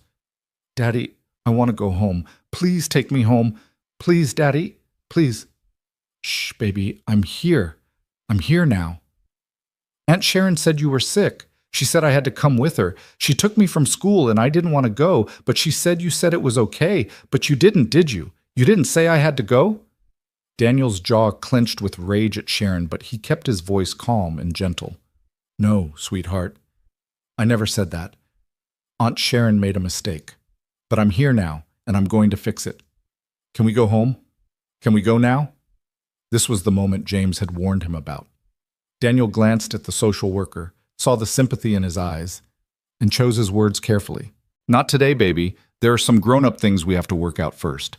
But I promise you, I'm going to do everything I can to bring you home as fast as possible. I don't want to stay here. The people are nice, but it's not home. I want my room and my toys, and I want you to make me breakfast and read me stories." "I know. I want that too. And we're going to have all of that again very soon." They sat together on the couch, Mia in Daniel's lap, and for the next hour, they just existed together. Daniel asked about the foster home, making sure she was being treated well. Mia said the foster parents were kind but had 3 other kids and it was loud and confusing. She missed her school, her friends, her routine. "How come Aunt Sharon did this?" Mia asked. "Why did she take me away from you?" Daniel took a breath, choosing honesty over platitudes. "Sometimes adults make mistakes because they think they're doing the right thing. Aunt Sharon thinks you'd be better off living with her. But she's wrong, Mia. You and I belong together, and I'm going to prove that to the people who make these decisions." "Are you really better now? Aunt Sharon said you were too sick to take care of me." "I'm completely healthy, sweetheart. The doctors checked me and said I'm fine, and my job is different now, much better. I get to come home at normal times and spend weekends with you and never miss your school events. Everything is better." Mia studied his face with her serious eyes. "Promise?" "I promise. Cross my heart." She seemed satisfied with that. They read books together from the room's small library. They colored pictures. Mia told him about a dream she'd had about Mommy, how in the dream Emma had told her that Daddy would always take care of her. "And I will," Daniel whispered. "Always." When the hour ended, Mia's tears started fresh. James had to gently pry her off Daniel, both of them crying now. Daniel kissed her forehead, her cheeks, her hair. "Be brave for a little longer, okay? I'm going to see you again very soon." "When?" "Maybe tomorrow. Definitely soon." "I love you, Daddy. I love you more than anything in the whole world, Mia. Don't ever forget that." James led Mia away, her sobs echoing down the hallway. Daniel stood frozen in the visitation room, his heart shattered into 1,000 pieces. In the parking lot, Margaret was waiting. She took one look at Daniel's face and said, "I know, it's brutal, but James is one of the good ones. If he saw what I think he saw, a loving, present father and a child who desperately wants to be with him, it'll help our case." Daniel couldn't speak. He got in Margaret's car and stared out the window at the Phoenix desert landscape, so different from New York, so foreign and wrong. His daughter was somewhere in this city, crying for him, and he couldn't do anything except wait and trust strangers to make the right decision. Back at the hotel, Isabel was waiting in the lobby. She stood when she saw him, reading everything in his face. "How bad?" "She doesn't understand why she can't come home. She's scared and confused, and I had to leave her there." Daniel's voice broke. "Isabel, I can't do this. I can't leave her in foster care while lawyers argue over paperwork. She's 6 years old. She just lost her mother 2 years ago. This is going to traumatize her. Then we make sure it ends fast. Come on. Isabel led him to a conference room the hotel had let them use. Inside, Margaret and 2 other lawyers were set up with laptops and files spread across the table. We're filing the emergency motion Monday morning, Margaret said, but I've been thinking there might be a faster way. What way? We confront Sharon directly, not legally. She has lawyers and she'll hide behind them. But personally, she's staying at a hotel here in Phoenix. What if you and Ms. Crown paid her a visit tonight? Daniel frowned. For what purpose? To show her what she's really doing, to make her see the damage she's causing to Mia. Sometimes in these cases, the best resolution doesn't come from courts. It comes from people remembering their humanity. It was risky. Sharon was vindictive and stubborn. But sitting in court for weeks while Mia remained in foster care seemed worse. Let's do it, Daniel said. At 11 p.m., Daniel and Isabel stood outside Sharon's hotel room door. Daniel knocked, his heart pounding. After a long moment, the door opened. Sharon Reed looked exactly as Daniel remembered, tall and thin with Emma's blonde hair, but none of her warmth. When she saw Daniel, her expression hardened. You shouldn't be here. There's a restraining order. That's for contact with Mia, and you know it, Daniel said quietly. Sharon, we need to talk. I have nothing to say to you. Then listen. Isabel stepped forward. Ms. Reed, I'm Isabel Crown, Daniel's employer. May we come in? This conversation should be private. Something in Isabel's tone, authoritative but not aggressive, made Sharon hesitate. Then she stepped back, letting them enter. The hotel room was neat, impersonal. Sharon stood by the window, arms crossed defensively. You had no right to take Mia, Daniel started. I had every right. Emma's will designated you as guardian if we were both dead. I'm alive, Sharon. You kidnapped my daughter. I saved her from a father who's falling apart. You collapsed, Daniel. You were hospitalized for a mental breakdown. It wasn't a mental breakdown. Isabel's voice cut through the room like a blade. It was acute exhaustion from overwork that I caused as his employer. I pushed Daniel too hard, demanded too much, created an unsustainable work environment. That's on me, not him. And I've spent the past 3 months ensuring it never happens again. Sharon's eyes narrowed. You're a billionaire CEO. You're just protecting yourself from liability. I'm protecting the truth, Isabel said evenly. And the truth is that Daniel Foster is an exceptional father who sacrificed his health to provide for his daughter. The truth is that when faced with impossible pressure, he brought Mia to the office rather than leave her alone. That's not neglect. That's devotion. He had his 6-year-old sleeping in an office at midnight. Because I gave him impossible deadlines. Isabel stepped closer. Because I created an environment where he had to choose between his job and his daughter, and he found a way to keep both. If you want to blame someone for that situation, blame me. But don't punish Mia by separating her from the one parent she has left. Sharon's face flushed with anger. You don't understand. Emma would be horrified by how he's raising Mia. Emma trusted me with our daughter, Daniel said softly. She made me Mia's father. The only reason your name is in that will is because it was written 6 years ago when we needed someone local in case of emergency. Emma was going to change it. We talked about it multiple times. She just never got the chance. That's convenient to say now that she's dead. It's the truth. Sharon, I know you and I have never gotten along. I know you think Emma made a mistake marrying me. But this isn't about us. This is about Mia. And Mia loves me, needs me, wants to come home with me. She needs stability, structure. A parent who isn't going to collapse from stress. She has that, Isabel interjected. Daniel's position has been restructured with reasonable hours, adequate support, mandatory time off. He's financially stable, emotionally healthy, and completely devoted to his daughter. What more do you want? Sharon's eyes filled with sudden tears. I want my sister back. I want Emma alive and raising her daughter. Her voice broke. I want to feel like I'm protecting what's left of her. And there it was. The real reason beneath all the accusations and anger. Sharon wasn't trying to hurt Mia. She was trying to hold on to Emma the only way she knew how. Daniel's anger softened into something closer to compassion. I miss her too. Every single day. And I know that Mia looks like her, sounds like her, has her laugh. I know it's painful to see her being raised without Emma. You're doing it wrong, Sharon whispered. Her hair. Emma would have braided it differently. Her clothes. Emma had specific ideas about what was appropriate.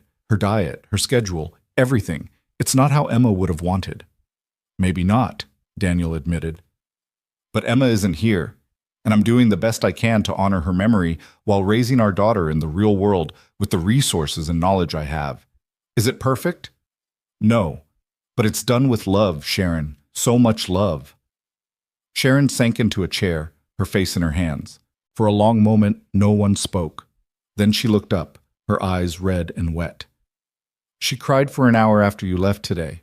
The foster mother called me. Mia won't eat, won't sleep. She just wants you. Then let her come home. Drop the custody petition. Let me take my daughter back to New York where she belongs. And if you collapse again? If the job becomes too much again? It won't, Isabel said firmly. I give you my word as CEO of Crown Capital that Daniel's working conditions are sustainable and healthy. And if you'd like, I'll put that in writing with specific commitments about hours, workload, and support. You'll have legal recourse if we violate those terms. Sharon looked between them, seeing something she hadn't expected. You really care about him, both of you, about him and Mia. Yes, Isabel said simply. I do. Sharon was quiet for a long time. Then she said, Emma used to talk about you, Daniel. She said you were the kindest man she'd ever met, that you made her feel safe and loved and cherished. I was jealous, I think. My marriage was falling apart, and my little sister had found this perfect partnership. It wasn't perfect, Daniel said gently. We argued about money, about work-life balance, about whose turn it was to do dishes. But we loved each other. And we both loved Mia more than anything. I know you did. When Emma died, I felt like I'd lost my chance to be part of Mia's life. You and I never clicked, and I thought I'd never get to know my niece. That doesn't have to be true. Sharon, if you drop this petition, if you let Mia come home, I promise I'll make space for you in her life. Regular calls, visits during school breaks, photos, and updates. You're her aunt. You're Emma's sister. You deserve to know her. Sharon looked at Daniel for a long time, tears streaming down her face. Then she nodded slowly. Okay. I'll call my lawyer in the morning. I'll drop the petition. Relief hit Daniel so hard he had to sit down. Thank you. Thank you, Sharon. But I want what you promised, regular contact. And if things ever get bad again, if Mia ever seems neglected or unhappy, I'm going to intervene. Properly this time, through lawyers and courts, but I will intervene. Fair enough. They worked out details, monthly video calls, a week-long visit each summer, Christmas alternating years. Sharon would fly to New York for Mia's birthday. Daniel would send school reports and photos regularly.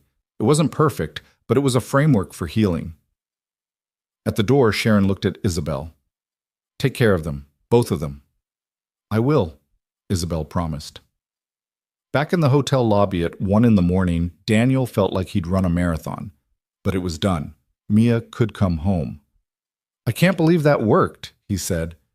Grief makes people do irrational things, Isabel replied. But underneath the anger, Sharon loves Mia. She just needed to see that loving her meant letting her stay with you. Daniel looked at this woman who'd flown across the country for him, who'd hired lawyers and testified and confronted his dead wife's sister in a hotel room at midnight. This woman who'd nearly destroyed him and then spent months rebuilding him. Why are you really doing all this?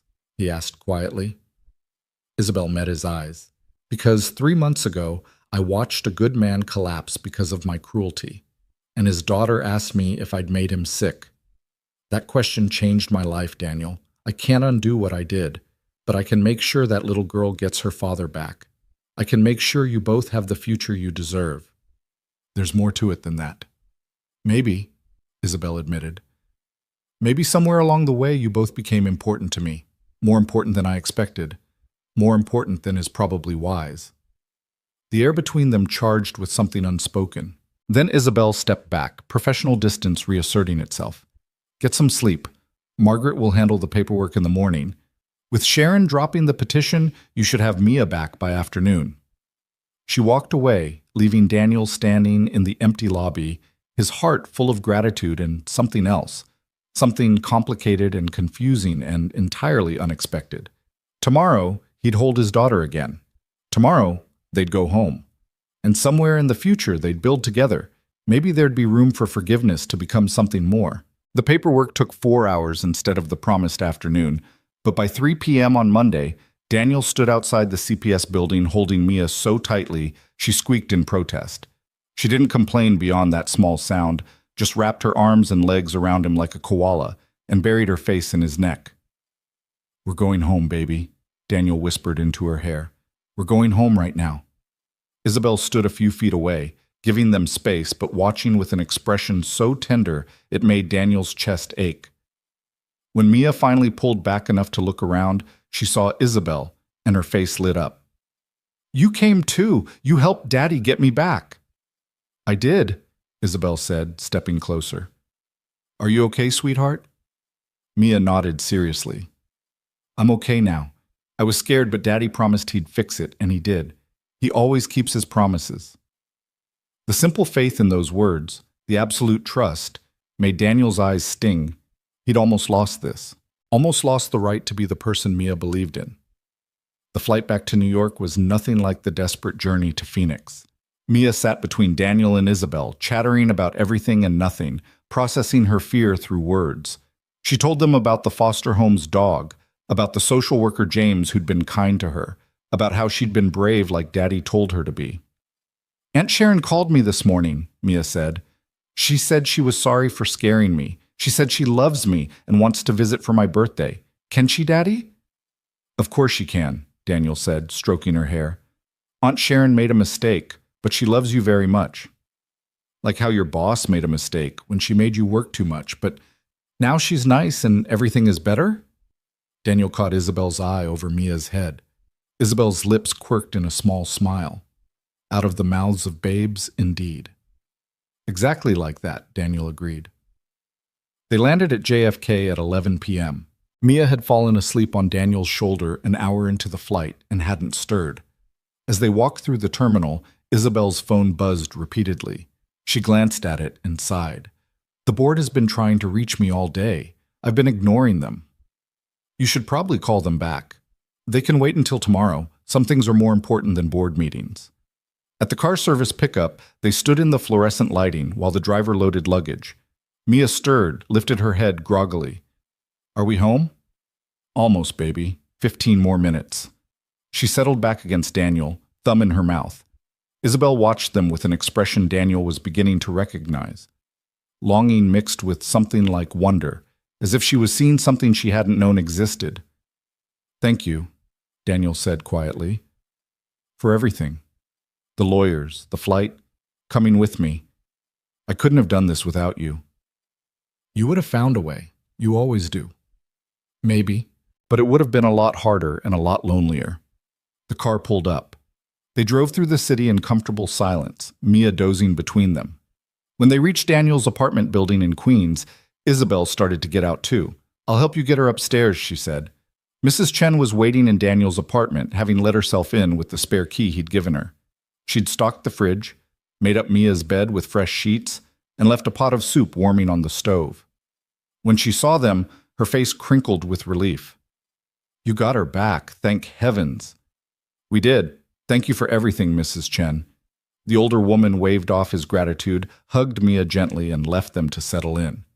Daniel carried his daughter to her room, helped her into pajamas, tucked her into her own bed surrounded by her own toys in her own space. "I love my room," Mia whispered. "I missed it so much." "It missed you too." "But, Daddy, will you sleep in here tonight? I don't want to be alone." Daniel's heart clenched. "Of course, baby. I'll be right here on the floor beside you." "You can sleep in my bed. It's big enough." So Daniel curled up next to his daughter in her twin bed, her small body pressed against his side, and felt more grateful than he'd ever been in his life. She was safe. She was home. She was his. When her breathing evened out into sleep, Daniel carefully extracted himself and went to the living room. Isabel was sitting on the couch, looking exhausted but peaceful. "She's asleep," Daniel said. "Finally.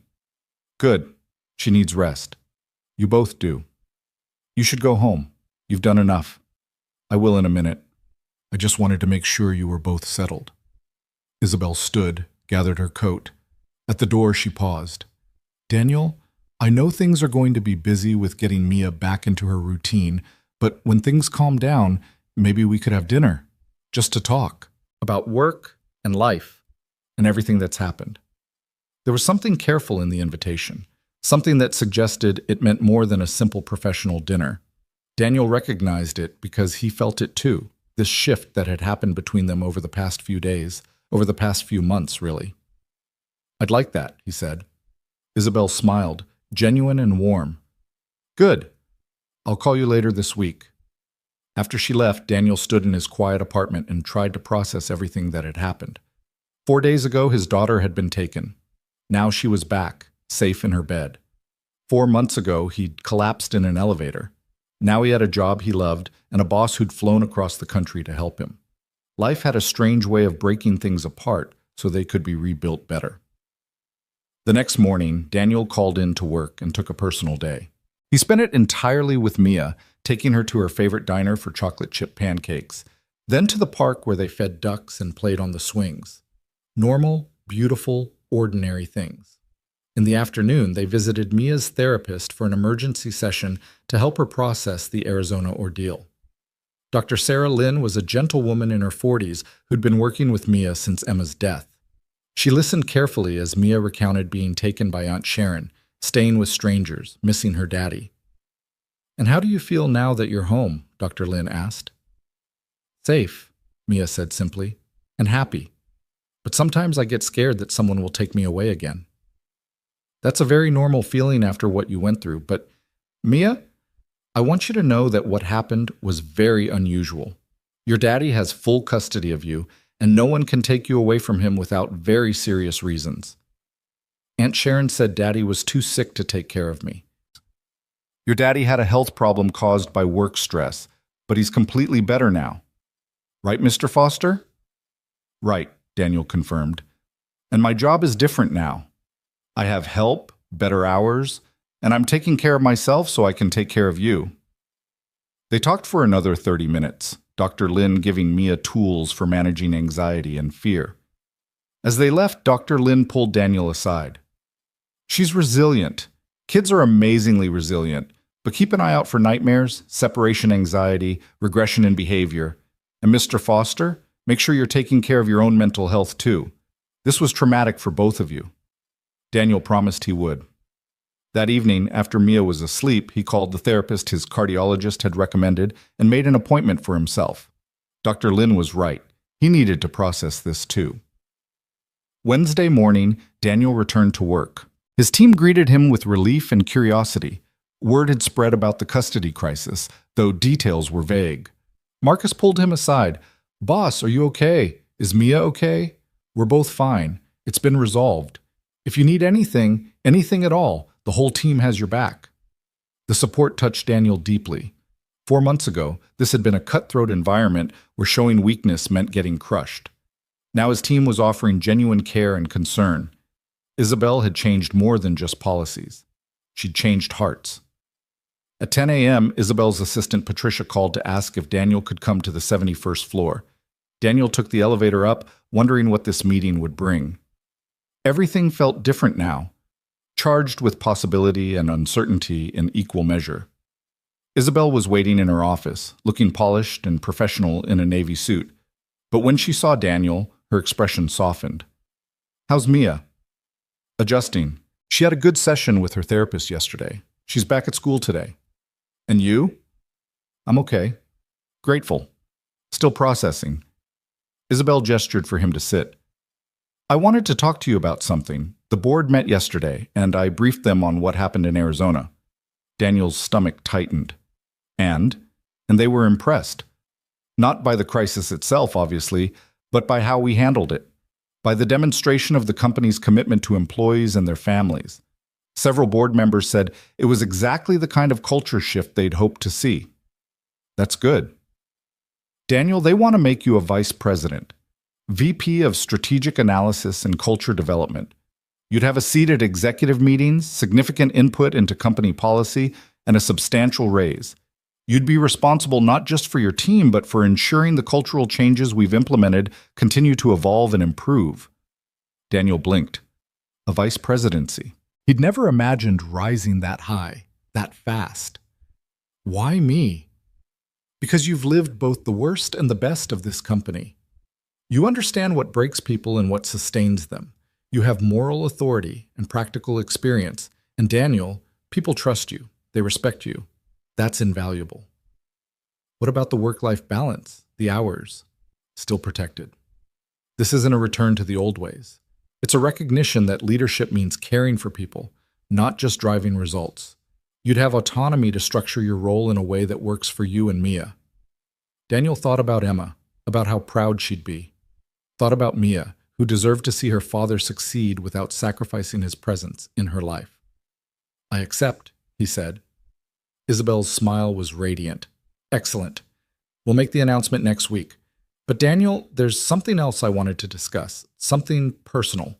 The air in the room shifted, became charged with the unspoken thing that had been growing between them.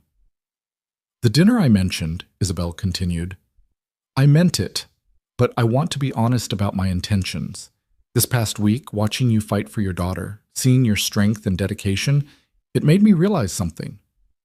What's that? That somewhere along the way, my feelings for you became more than professional respect, more than guilt or obligation. I care about you, Daniel, about you and Mia, and I wanted to know if there's any possibility that you might feel the same. Daniel's heart hammered. He'd felt it too, this growing connection, but the power dynamic, the history, the complexity of it all made him cautious. Isabel, 4 months ago you nearly worked me to death. I know. 4 months ago I would have said I hated you. I know that too. But you're not that person anymore, and I'm not that employee anymore. We've both changed. So is that a yes? Daniel smiled despite himself. It's a let's take it slow and see what happens. You're still my boss. There are complications, and Mia has to be my first priority always. I wouldn't want it any other way. Daniel, I don't expect anything. I just wanted to be honest about my feelings. If all we ever have is a strong working relationship and friendship, that's enough. But if there's a chance for more, I'd like to explore it. Carefully, slowly, with full respect for your boundaries and Mia's needs. One dinner, Daniel said. Let's start with one dinner and see how we feel. That sounds perfect. They scheduled dinner for Friday night. Daniel arranged for Mrs. Chen to watch Mia, though he told his daughter he had a work dinner. It wasn't exactly a lie, but it wasn't the full truth either. He wasn't ready to explain to a 6-year-old what was happening when he didn't fully understand it himself. The restaurant Isabel chose was quiet and elegant, the kind of place where conversations could happen without interruption. They talked about work initially, safe territory, but gradually the conversation deepened. Isabel told him about her childhood, about growing up as Richard Crown's daughter with all the pressure and privilege that entailed. About her mother, who'd died when Isabel was 12, leaving her to navigate adolescence and grief largely alone while her father built his empire. I think that's why I became so hard after he died, Isabel said. I'd already lost my mother. Losing my father too felt like losing the last person who really knew me. So I put on armor and pretended to be invincible. You don't have to pretend with me. I know. That's what's so terrifying and wonderful about this. You've seen me at my worst, Daniel. You know exactly who I was, what I'm capable of. And somehow you're still here. Because I've also seen you at your best. I've seen you change, grow, take responsibility. That takes more courage than staying the same. They talked about Emma too, because she was part of Daniel's story and always would be. Isabel asked about her, really asked, wanting to understand the woman Daniel had loved. She sounds amazing, Isabel said, and I want you to know I'm not trying to replace her or compete with her memory. If we do this, if we build something together, it'll be its own thing. Different, but hopefully just as meaningful. I appreciate that. As they left the restaurant, Walking through the Manhattan streets toward where Isabel's car was waiting, Daniel felt something unfamiliar. Hope. Not just for himself, but for a future that might include partnership again, companionship, maybe even love. "Can I tell you something?" Isabel said, stopping on the sidewalk. "That night you collapsed, when I was kneeling beside you in the elevator and Mia was crying. That was the moment I realized I'd become someone I hated, someone who measured worth by productivity instead of humanity. You gave me that moment of clarity. You saved me as much as I'm trying to make amends to you." "We saved each other then." "Yeah, I think we did." She kissed him goodnight, soft and tentative, a promise of possibility. Daniel drove home with his heart full, walked into his apartment to find Mia and Mrs. Chen watching a movie together, and felt blessed by the beautiful complication his life had become. Over the next 3 months, Daniel and Isabel navigated their evolving relationship with care and intention. They kept it quiet at work initially, not hiding but not advertising either. They went on dates, had long conversations, built a foundation of trust and understanding. And slowly, carefully, Isabel became part of Daniel and Mia's life. The first time Isabel came to the apartment for dinner, Mia was shy. She remembered Isabel from the hospital and Arizona, but this was different. This was her dad having a guest, someone who might become important.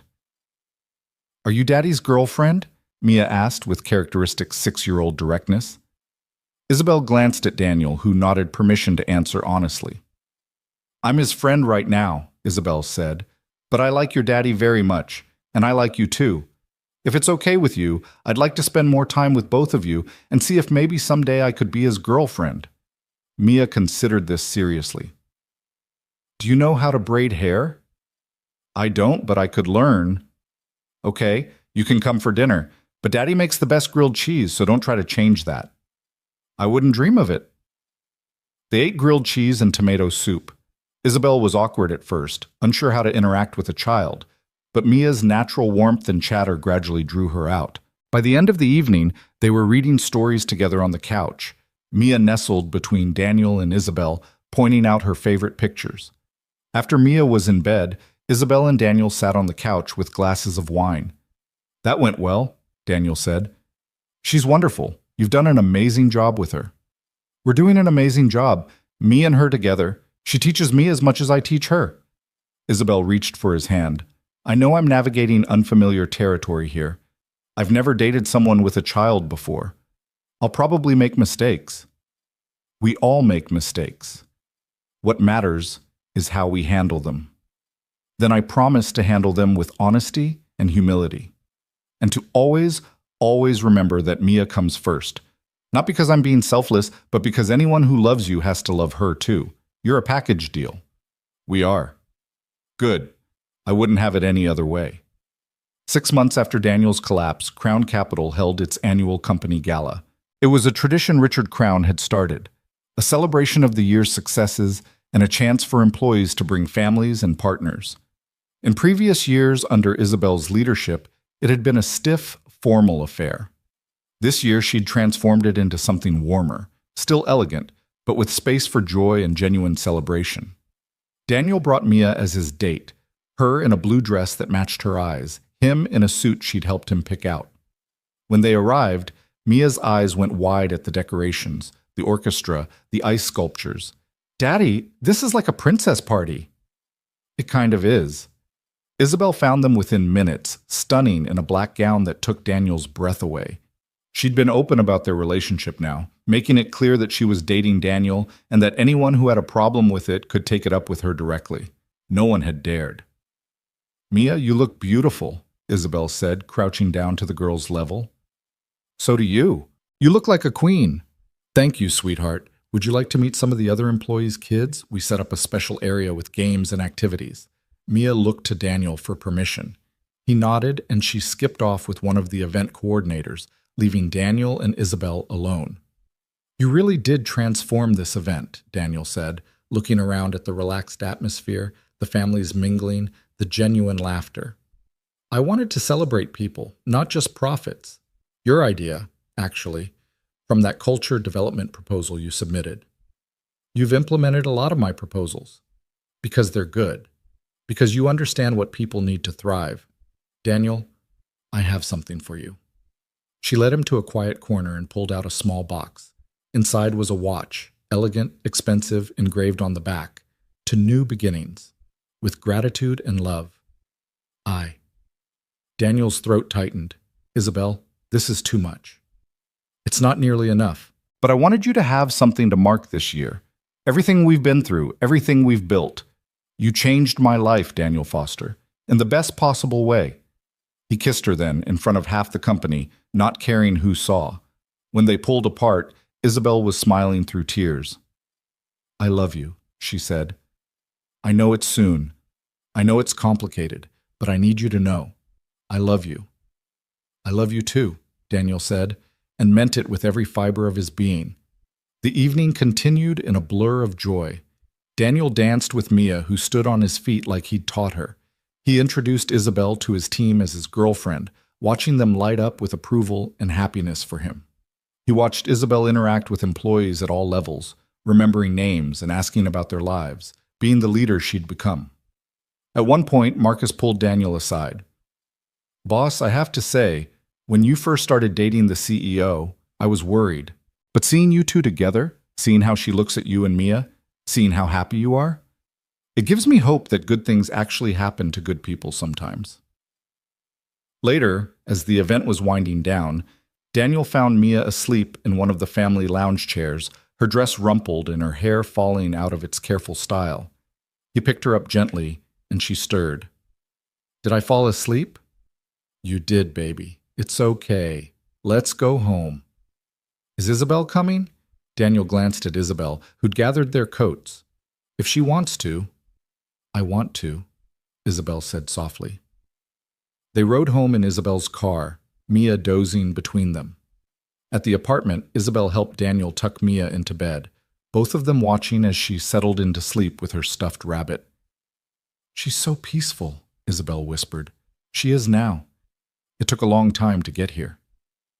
They went to the living room, sat on the couch in the dim light. Isabel kicked off her heels, curled her feet under her, leaned against Daniel's shoulder. I've been thinking about the future, she said. Yeah? I want to be part of yours. Officially, permanently. I know it's too soon to talk about marriage or anything like that, but Daniel, I want you to know my intentions. I'm in this for the long haul, you and Mia both. What if I told you it's not too soon? Isabel sat up, looked at him with wide eyes. What are you saying? I'm saying that life is short and unpredictable. I lost Emma without warning. I almost lost my health, my daughter, my future. I've learned that when you find something good, something real, you don't wait for the perfect time. You hold on to it. Daniel Foster, are you proposing to me? Not tonight. Tonight I'm just telling you that I want a future with you. A real, permanent, committed future. And when the time is right, when Mia is ready, when we've built an even stronger foundation, yes, I'm going to propose. Is that something you'd want? Isabel's answer was a kiss, deep and full of promise. When they finally broke apart, she was crying and laughing at the same time. Yes, that's something I'd want, very much.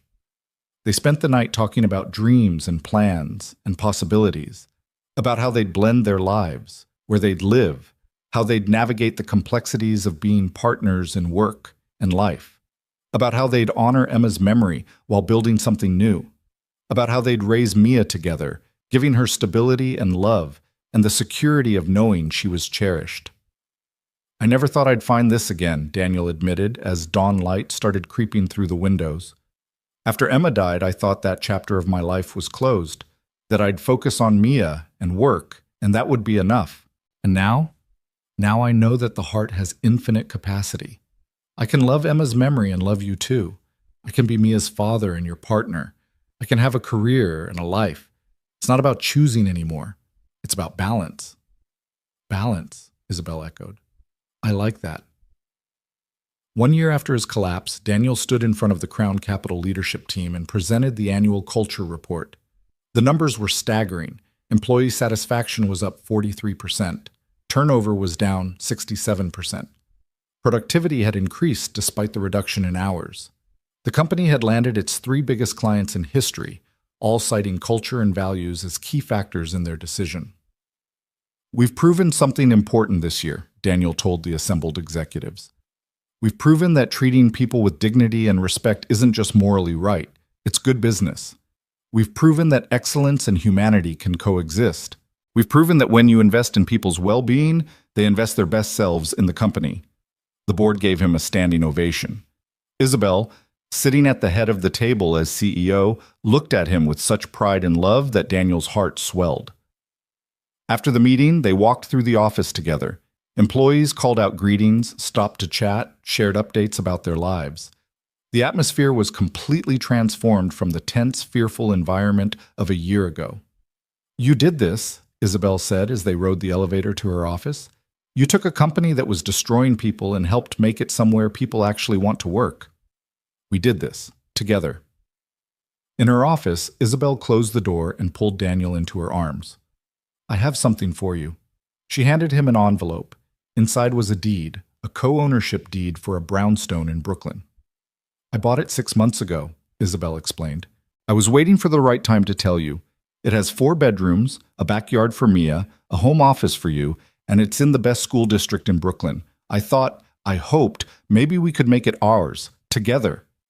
Daniel looked at the address, pictured walking up those steps with Mia, building a life with Isabel in actual shared space rather than his small Queens apartment or her sterile penthouse.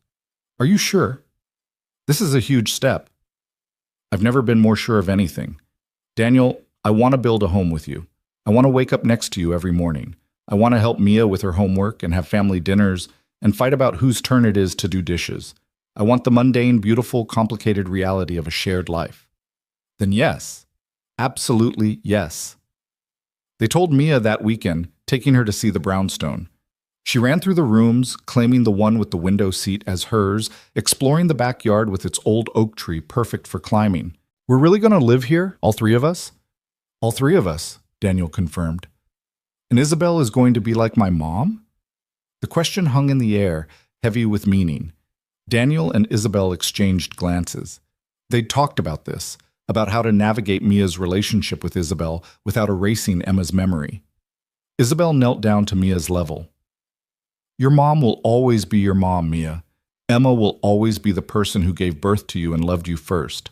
But I love you too, and I love your daddy. If you want, I can be like a second mom.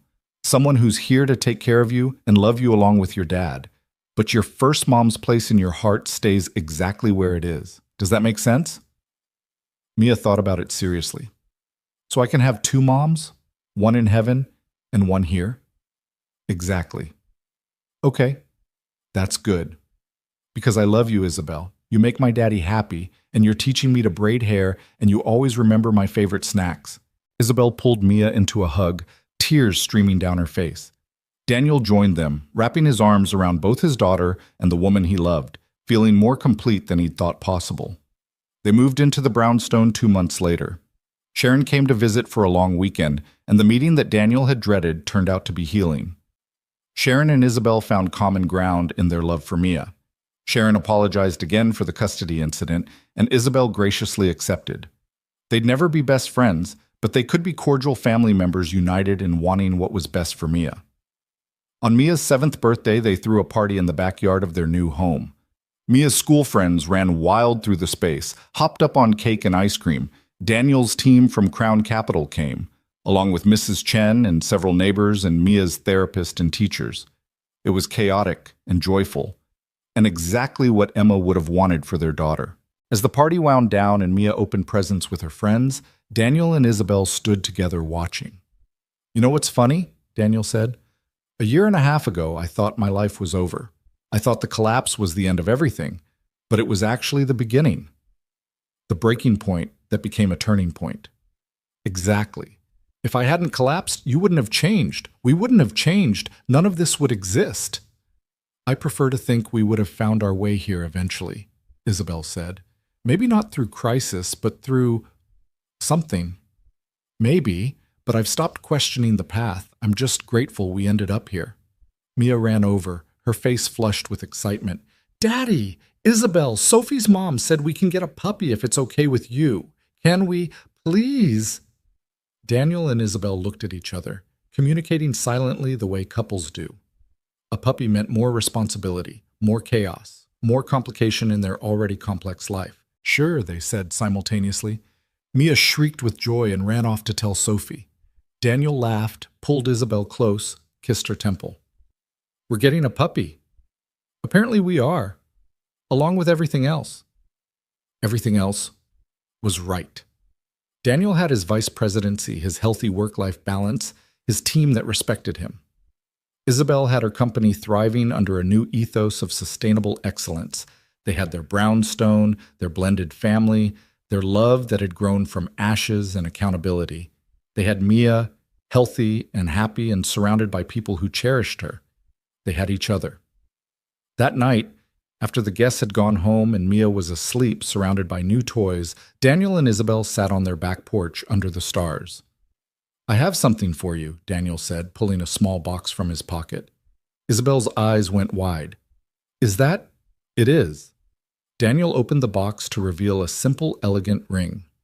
"Isabel Crown, you changed my life. You broke me down and then helped build me back stronger. You fought for my daughter when she was taken. You've loved us both with patience and devotion and fierce protection. You've become my partner in every sense of the word. Will you marry me?" Isabel was crying, nodding before she could speak. "Yes. Yes. Absolutely yes." Daniel slipped the ring on her finger, pulled her into his arms, held her as they both cried happy tears under the Brooklyn sky. Inside, Mia slept peacefully, dreaming of puppies and birthday parties, and the security of knowing she was loved beyond measure. Somewhere, in whatever place exists beyond this one, Emma Foster smiled at the family her husband had built, at the love he'd found, at the life their daughter was living. And in that Brooklyn brownstone, as Daniel and Isabel held each other and planned their future, 3 words echoed through the night, simple and true and powerful. They were home. The billionaire who'd overworked the single dad had learned what truly mattered. The father who'd nearly lost everything had found abundance beyond measure. And the little girl who'd lost her mother had gained a family that would never let her go. It wasn't the ending any of them had expected, but it was, in every way that mattered, exactly the ending they all deserved. A different kind of future, built on broken pieces, reassembled into something stronger, more beautiful, more real than what had come before. And that, Daniel thought, as he held the woman he loved under the stars, was the greatest gift of all. Not perfection, but transformation. Not the absence of pain, but the presence of healing. Not a life without struggle, but a life where struggle led to growth, and growth led to grace. They'd made it. Against all odds, through crisis and fear and impossible challenges, they'd made it to the other side. Together.